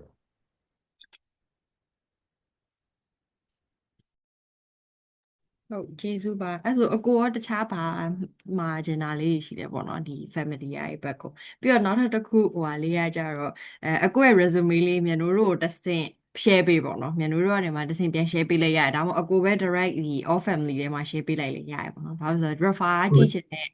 တောင်းဆိုထားတဲ့အကူတွေလေးရှိရဆိုတော့လေပြီးတော့နောက်တစ်ခုကကျတော့ဒီ Ministry of Home Affairs လားအဲ့က link ပေါ့ detail link လေးပေါ့ဟိုဘယ်ကနေဘယ် country sorry country ကတော့တူတယ်ဒီ state ပေါ့နော်ဘယ် state ရဲ့ဟုတ် limitation ကဘယ်လိုလေးလဲဆိုတာလေအကူအဲ့ link လေးဖြစ်နိုင်ရင်ပေးပေါ့နော်ဟုတ် ဟောပဲညီမစီပဲကိုပို့ပေးလိုက်မယ် ရတယ်အကူ ညီမတစ်စင်ပြန် share ပေးလိုက်ပေါ့နော် ဟုတ် ဟုတ်တခုလေးမေးလို့ရအောင်လားမသိဘူးကိုစင်ကျေးဇူးပါနောက်ကြမှာလာပြီမေးလို့ဟောခုနကိုစင်ညီပြောတော့တာလေဒီအရင် previous employment ဟို agreement တွေကဟို2 pages ဆိုတော့လက်ရှိအခုမှရှိသမျှအကုန်လုံးက7 to 10 pages ရှိတာဆိုတော့လေသူတို့အတိုင်းပြန်ပြင်ရမှာလားဒါမှမဟုတ်ဒီတိုင်းပဲတင်လို့ရလားကျွန်တော်သိချင်လို့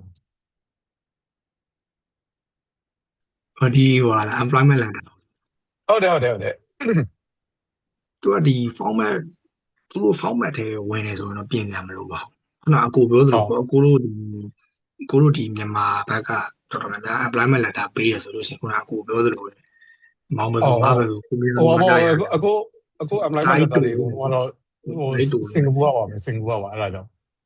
သူတို့အဆင်ပြေမှာပါဟိုအကိုကသူတို့ကကြတော့တော်တော်ကြီးဟိုဖြစ်လုံးနေတယ်အဲ့ဒါကြတော့ဒါပေမဲ့အကိုတို့မှာကြအဲ့ဒါကြီးတမိုင်ဝကြကြီးဖြစ်နေပြောရင်တော့အဲ့လောက်လေးပဲဒီဖို့စာရွက်ကိုမှတဝက်ဒီအလဲလေးတော့မရောက်ဘူးလေပုံသားလေးပြီးတော့ကိုမြင်တော့မှတားရတယ်ဘယ်သူယာရုဘယ်လောက်လာတာဘယ်လောက်နဲ့ခန့်လိုက်အောက်ကစီကိုလည်းမပြီးသွားတယ်ဆိုတော့မပြည့်စုံဘူးပေါ့နော်တကယ်တော့ JD တွေပါပြီ လို့ရေးထားတော့ပို့အဆင်ပြေတယ်အခုတော့မှသူကအကူတော့ creation လုပ်ရတယ် home creation လုပ်ရတယ်ပို့တို့လို့ရှင်လေဒီခုခဲနဲ့ရှာပြီးတော့လေတယောက်တင်တာတွေ့လို့နိုင်ငံခြားလူတယောက်တင်တာတွေ့လို့သူကတော့အင်္ဂလိပ်လိုတင်တာကိုအဲ့ဟာကိုပဲမြန်မာမူလေးပြူပြီးတော့လောက်လိုက်တာနှစ်မျက်နှာပတ်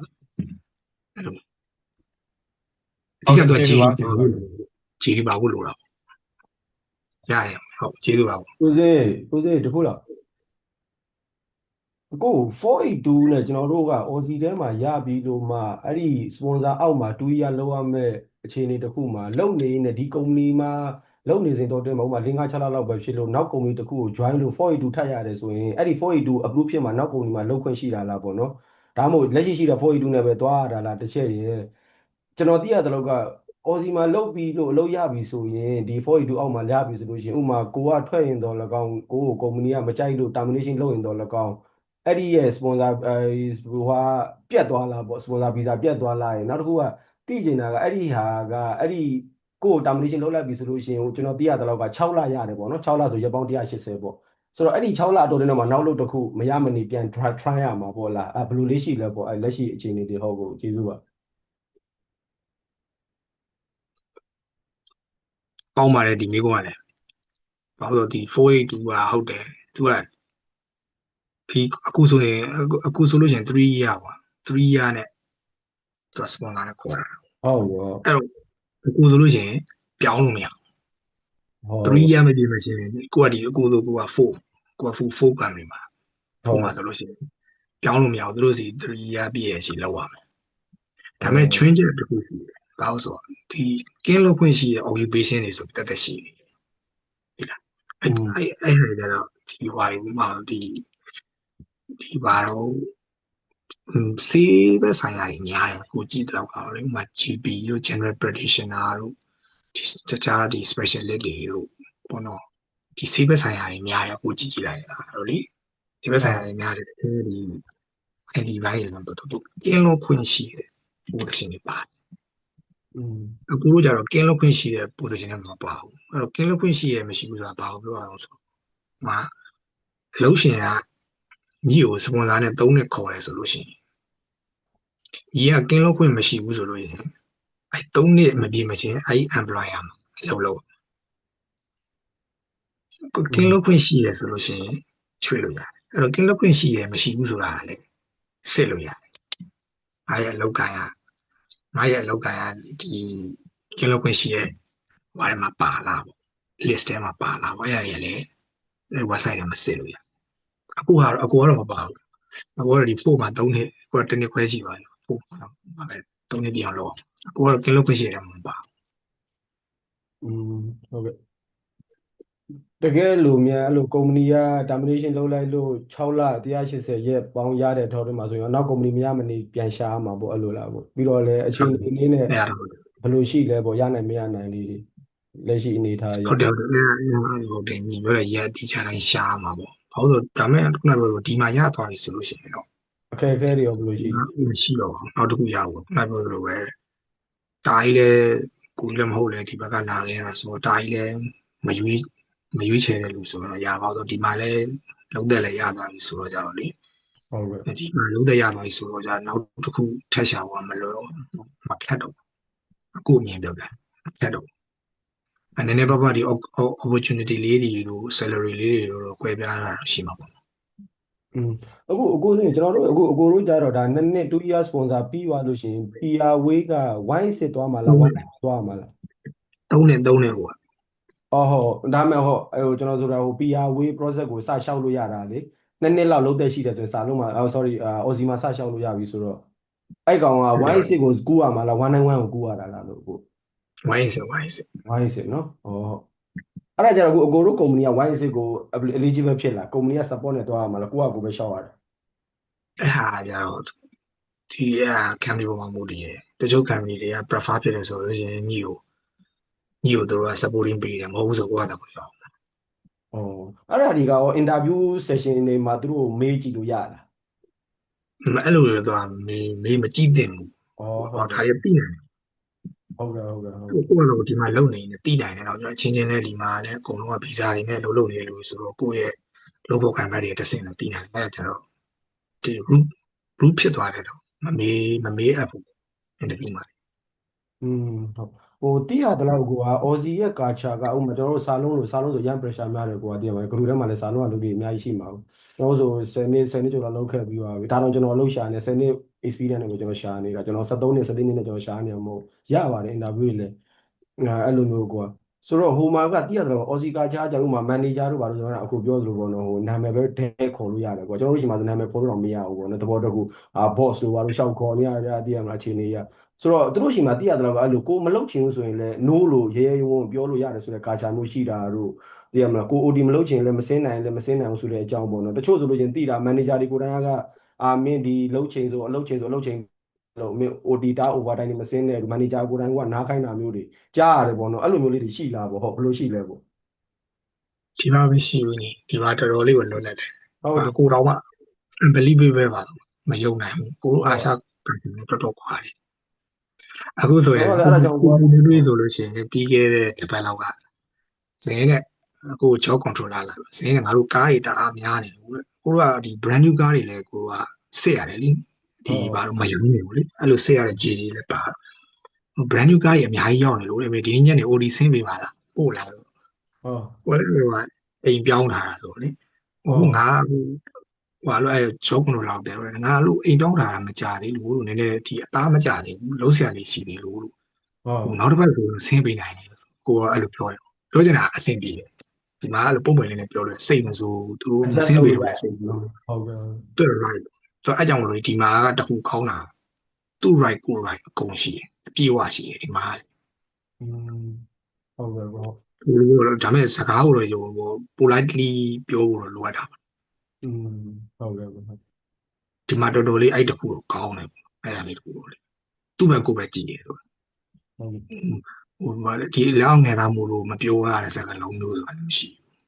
ဟုတ်ကဲ့ပေါ့မညီပြောသလိုပဲကိုတို့လိုထဲမှာလေ boss လို့ခေါ်လို့တယောက်မှမရှိဘူးနာမည်တွေပဲခေါ်တာဟုတ်စီချာဟုတ်တယ်ကို sales branch manager မနေ့ဆိုရင် hello mark နောက်ဆက်တယ် morning ပြောတယ်ဟို service manager ဆို Adrian hello Adrian အဲ့လိုမျိုးပေါ့တမ်းပြီးသူ့နာမည်ခေါ်ကြိုက်တယ်သူတို့နာမည်လေးခေါ်တော့ကြိုက်တယ်အဲ့စာရေးတော့ miss တွေ miss တွေမကြဘူး boss တွေမကြဘူးငါ့မှာနာမည်ရှိရဆိုအခုပြောခံပထမဆုံးရေးဟိုနောက်တစ်ခုလောက်လေးကို sorry ဟိုလာစာလေးက salary ကိုရတော့ကျွန်တော်သိရတော့ Aussie ကသူတို့ကဒီ government တတ်မှတ်ထားတဲ့ best position ဆို best salary ပေးရမယ်ဆိုတော့ logic ရှိတယ်ပေါ့နော်ဟိုလိန်ညာပြီးပေးလို့လည်းမရဘူးပေါ့ဆိုတော့ salary မှာကကိုကပြောရလားသူတို့ပြောစရာမလိုပဲနဲ့ interview အောင်လည်းအဲ့ salary တိုင်းရတာလားဒါမှမဟုတ် short ပေးတာမျိုးရှိလားဘာလို့လဲဆိုတော့အဲ့ salary ကိုရတဲ့ပုံမှာ motive ပြီးတော့ကျွန်တော်တို့က PR ဝေးသွားတဲ့ခါကျလို့ရှင် PR ရှောင်းရင်ကိုရတဲ့လုပ်တဲ့နဲ့အဲ့ salary ကိုမိနေမှာသူ requirement မိနေမှာဒီ PR ကိုဆက်ရှောက်လို့ရတယ်လို့သိထားရတော့လေအဲ့ salary ဘိုင်းကဘယ်လိုရှိလဲပေါ့ဟုတ် salary ဘိုင်းကကောင်းပါတယ်ဒီမျိုးကလေဒီ salary ကဒီ Aussie ဘက်ကို try နေတူပြီးဆိုလို့ရှိရင် resume ထဲမှာ salary ကိုကတော့ထည့်မရနေခြင်းဘာဖြစ်လို့လဲဆိုတော့သူကဒီ Aussie government ကညီလျှောက်တဲ့ visa ပေါ်မှာမူတည်ပြီးတော့သူတတ်မှတ်ထားတဲ့ salary တွေရှိပြီးသားညီမပြောလည်းတော့ပေးမှာဟုတ်လားညီပြောအဲကြောင့်သူကထည့်တော့မညီနေတယ်မထည့်ရင်ကျတော့ rule ဖြစ်တယ်လို့လည်းဖြစ်တယ်နောက်ကိုယ်ကတော့ငါကိုဒီတတ်မှတ်ထားတယ်လို့ဖြစ်တယ်သူကတတ်မှတ်မှာအခုဆို minimum wave ကအခုတို့ standard wave ရှိကွာအခုတို့ဆိုလည်းဒါ standard wave တိုင်းပေးတာဒါပေမဲ့ညီရဲ့ qualification တွေ experience တွေကသူတို့ standard wave တက်ပုံများနေဆိုတော့သူပေးတယ်သူကအဲ့ wave က2မျိုးရှိတယ်ဟုတ်သူမှအခုတတိထားမိရတော့အခုအိန္ဒိယအကိုကြီးတော့ဒါတော့သူကဒီ European ခိုင်းပြင်သူလာတော့သူလည်း42ပဲဒါပေမဲ့သူ42ဆိုလို့အဲ့ pay wage နဲ့ကို pay wage နဲ့မတူဘူးဘာအကိုက just standard pay wage ပဲရသူကကြတော့သူကနည်းနည်းဒီဟာတော့ professional ကို superior ဖြစ်တဲ့ level မှာပါတယ်သူရဲ့ qualification တွေဘာအဲ့ဟာလည်း employer ကတတ်မှတ်တာမဟုတ်ဘူး government ကတတ်မှတ်ထားပြီးသားသူက2မျိုးရှိတယ်အဲ့2မျိုးကလွယ်ပြီးတော့ရခဲ့တာမှမရှိဘူး minimum pay wage သူတို့ standard pay wage ရှိတယ် standard pay wage ပေးရင်ညီရဲ့ qualification တွေညီရဲ့ experience တွေ education တွေက superior ဖြစ်တယ် professional ဖြစ်တယ်ဆိုလို့ရှိရင်သူတတ်မှတ်ထားတဲ့ pay wage တစ်ခုရှိတယ်အဲ့တစ်ခုပေးတာအဲ့တော့ဘာလို့ရော့ပေးတာလည်းမရှိဘူးဟောကျွန်တော်ပြောသလိုပဲကိုယ့်ဘက်ကနေလည်း interview မှာဘယ်လောက်လိုချင်မှလည်းလို့လဲမပြောစေချင်ဘူးပေါ့နော်ကျွန်တော် resume ထဲမှာလည်းထည့်မိနေစေချင်ဘူးဟုတ်ကိုဒီ super annual အဲ့ဒီဟို plan လာစားတွေကနေတည်တံ့ထပ်ပြီးတော့စုပေးတဲ့ဟာမျိုးလည်းရှိတယ်လို့ကြားတော့လေအဲ့ဒါဘယ်လိုရှိလဲလို့ super annual ဖြစ်တယ် super annuation ဟုတ်တယ် salary ရဖြစ်တယ်ဖြတ်တော့အဲ့ကောင်ကဘယ်လိုသွားရလဲဥပမာဘယ်နှစ်နှစ်ကြာရင်ပြန်ထုတ်လို့ရတာမျိုးလားဘယ်လိုရှိလဲသူက process ကသူ super annuation သူကတကယ်တမ်းဟိုပါပဲညီဘာလို့တကယ်တမ်း retire တွေပါကြီးလောက်တဲ့ချိန်မှာသူကပြန်ထုတ်လို့ရဆိုတော့အသက်တစ်ခုတတ်မှတ်လို့ထားမှာပေါ့ရောက်ပြီဆိုမှပြန်ထုတ်လို့ရမှာကျွန်တော်တို့ဒီမှာစာလုံးမှာဆိုရင်တော့စာလုံးမှာဒီကျွန်တော်တို့လိုဒီ work permit သမားတွေ expert သမားတွေမရဘူးကွာသိရမလားအဲ့လို super annuation ကဒီမှာစာလုံးမှာဆို PR နဲ့ citizen ပဲရတာလာစဉ်ကို salary တွေကဖြတ်သွားတယ်အချိန်60 80လောက်ကြာရင်မှပြန်ထုတ်လို့ရမယ်ဘာညာဘူးပေါ့နော်ကျွန်တော်တို့ကြတော့ဘာမှ chance မှမရှိဘူးကြာသိတယ်မလားအခု Aussie ကြတော့ PR မဟုတ်လေလည်းရတယ်ဟောကိုမှဒီ sponsor ရှိနေတဲ့အလုပ်တစ်ခုရှိတယ်ဆိုလို့ရှိရင် company တွေကပေးတယ်ပေါ့နော်အဲ့လိုမျိုးလည်းသိတာလို့ဟောအဲ့ဒါကြောင့်လည်း Aussie ဘက်ကိုလည်း join နေတာ wildlife ပဲတန်လည်းရှိတယ်ပေါ့ဒီမှာကနောက်နှစ်တရာလုံးလို့လဲကျွန်တော်တို့နှစ်တရာထပ်လုံးလို့ရတယ်နှစ်တရာလုံးလို့လဲ PR ဘလို့မှအမဘန်နေမခံဘူးပုံမှာကလုံးသက်တစ်ခုရှိတာနဲ့ပေးကြတယ်ဗျာသိတယ်မလားဆိုတော့အဲ့လိုတွေကွာကျေးဇူးပါကိုစင်ဟုတ်ကဲ့ဒီအချိန်အများကြီးပေးရတော့အခုပြောဖို့တခုမေးသွားလို့နော်အဲ့ဟိုဟာတွေကတော့ PR နဲ့ related ဖြစ်တဲ့ visa တွေကတော့အသက်45နှစ်အောက်ဆိုရှောက်လို့မရဘူးနော်အဲ့တွင်းရအောင် try ရအောင်နော်အဲ့ဒါ scale migration ကဟုတ်တယ် scale migration က45နှစ်အောက်ထိပဲရတာပါအဲ့ဒါလေးဟုတ်သူကတော့အသက်ကန့်ချက်မရှိဘူးနော်ကိုဘယ်လို42ကတော့အသက်ကန့်ချက်မရှိဘူး42မရှိဘူးညီလုံးနိုင်ညီလုံးနိုင်ရင်60 90လောက်ဒီလုပ်လို့ရအခုရဲ့ job controller ဆိုလို့ရှိရင်50နဲ့မှ54နဲ့သူလည်းလုပ်နေတာသူ job controller ဆို54နဲ့ဒါပေမဲ့တော့ခုနဟိုပြောမယ်ပါတော့ဒီ point တွေရှောက်တဲ့လူတွေဟိုပါလို့အားတက်စရာပြောမှာတော့ single တွေပါလားမသိဘူးဒီထဲမှာ single ဆိုလို့ရှိရင်တော့10 point ပေးရင်တော့တည်တာကိုက point နဲ့ရှောက်မယ်ဆိုလို့ရှိရင်လေ point base တွေလေးသိရမှာ point နဲ့ရှောက်တဲ့လူတွေဆိုလို့ရှိရင်တော့ဒီ Aussie ရောက်မှာပဲ merit လုပ်ချင်တယ်လို့မဟုတ်ဘူးဆိုရင်သူက single ဖြစ်တယ်ဆိုရင်10 point ရတယ်တည်တာ Australia government ရရောပေးတယ်အဲ့ဒါမျိုးကိုကဒါတခါဆက်ပြောပြအဲ့ဟာရဘာ qualification တွေပါဒီမှာအခြေမခံဘူးသူကရှောက်တဲ့လူက single ဖြစ်တယ်ဆိုရင်10 point ပေးတယ်7 ပေးတယ်ပေါ့7အလုပ်ပေးတယ် ဒီလိုကိုက point နေနဲ့ရှောက်နေလို့ရှိရင်လေအဲ့တော့ single တွေပေါ့နော် single တွေဟာပေါ့အမငယ်ပါ single တွေလည်းရှောက်တာ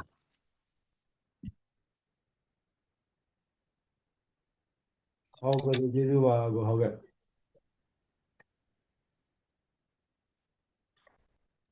ဟုတ်ကျေးဇူးပါအဲ့ဆို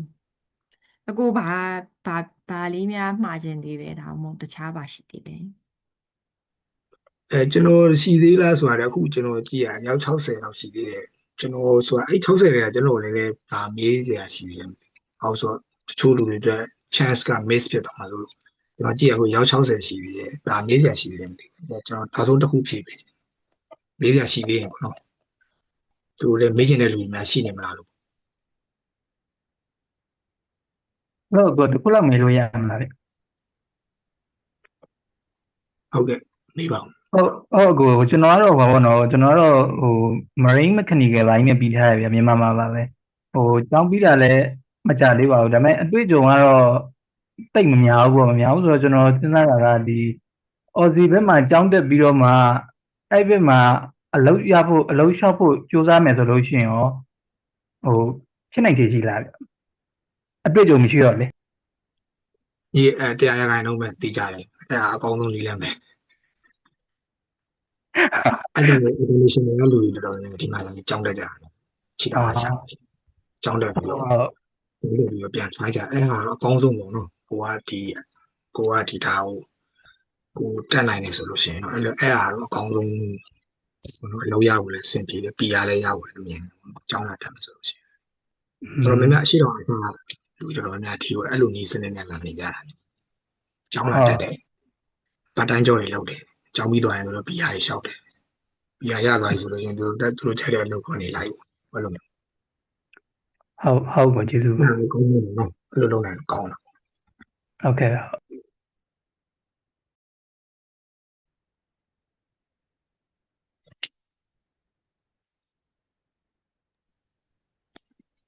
ဟုတ်အဲ့ဆိုရှိအောင်မလားယင်ဟိုမရှိတော့ဘူးဆိုလို့ရှိရင်လည်းဒါမှမဟုတ်တခြားသိချင်တာတွေရှိလို့ရှိရင်လည်း group ထဲမှာလည်းမေးလို့ရပါတယ်เนาะအကိုလည်းရှိမယ်ထင်တယ်เนาะ group ထဲမှာလည်း ရှိတယ် ဟုတ်သိချင်တာတွေရှိရင်လည်းမေးလို့ရတယ်ဆိုတော့လေ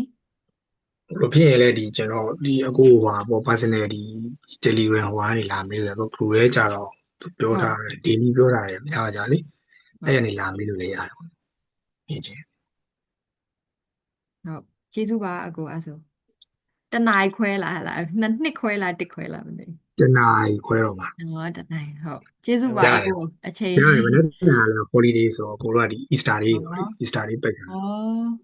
ဒါ Sunday လဲ Sunday လीနော်မနေ့ပြန်ဟုတ်လားကို Christmas ကို Monday ထိပိတ်တာ Monday ထိပိတ်တယ် ဩဟုတ်ကဲ့ပါအဲ့ဆိုရင်အားလုံး အဲ့ ပဲ ဒီချင်းလေးရအောင်မကြည့်တော့ဘူးနော် ကျေးဇူးပါနော်အကိုအချိန်သေးချာပေးပြီးတော့လေတေချာလေးရှင်းပြပြောပြပေးရဗီဇာကိစ္စတွေရောတခြားဟာတွေရောလေဟုတ်ကျေးဇူးပါ ရတယ်ဟိုတော်တော်လေးဟိုဖြစ်သွားမှာပေါ့ဒါဆိုတော်တော်လေးလည်းပြည့်စုံသွားမှာပေါ့သူမေးခွန်းတွေကလည်းအများကြီးအောက်လာဆိုလေအဲ့ထဲမှာလည်းတခြားလူတွေကမမေးပေမဲ့လည်းအဲ့ထဲမှာဖြေတွေကအားပါပြီးသားဖြစ်သွားဆိုလေ ဟုတ်တယ် ဟိုစင်ရဲ့အကိုအမတွေလည်းအားရတတ်တော့ဟို10 point plus ဆိုတော့စားတာပါဒါ ဘုရားတကယ်ဟုတ်တယ်အဲဒါကြောင့်ကျွန်တော်ကတော့သူတို့တကယ်ချင်းနဲ့အခုတကယ်ချင်းစင်ကာပူမှာလည်းအဲ့လိုဒီ mechanical engineer နဲ့ try နေလို့ရှိရတယ် ဟုတ် ဆိုတော့ merit မလုပ်သေးနဲ့ဘောနော်လို့ဒီရောက်မလုပ်တင်လို့လည်း10 point အရောမခံနဲ့လို့โอเคပါကျေးဇူးပါဟုတ်ကဲ့အဲ့ဆို end လိုက်ပါမယ်နော်အားလုံးပဲကျေးဇူးပါအကိုလည်းကျေးဇူးပါဟုတ် ဟုတ်ကျေးဇူးပါကိုခုလိုရှင်းပြပေးရတော့ အားလုံးကိုလက်ပါနော်လုပ်တွေရပါစေကိုလက်ပါ ပြေးစနေပြေးပါ ရပါစေ ဟုတ်ကိုစီမေးအော်စီရောက်မှစုံမှန်တော့ကို ဟာဟိုရတယ်ညီ ကိုဟုတ်ကဲ့ သိကြမယ်ဟုတ်ကဲ့အားလုံးကိုလက်နော်ကိုလက် ကျေးဇူးပါ ကျေးဇူးပါကိုတင်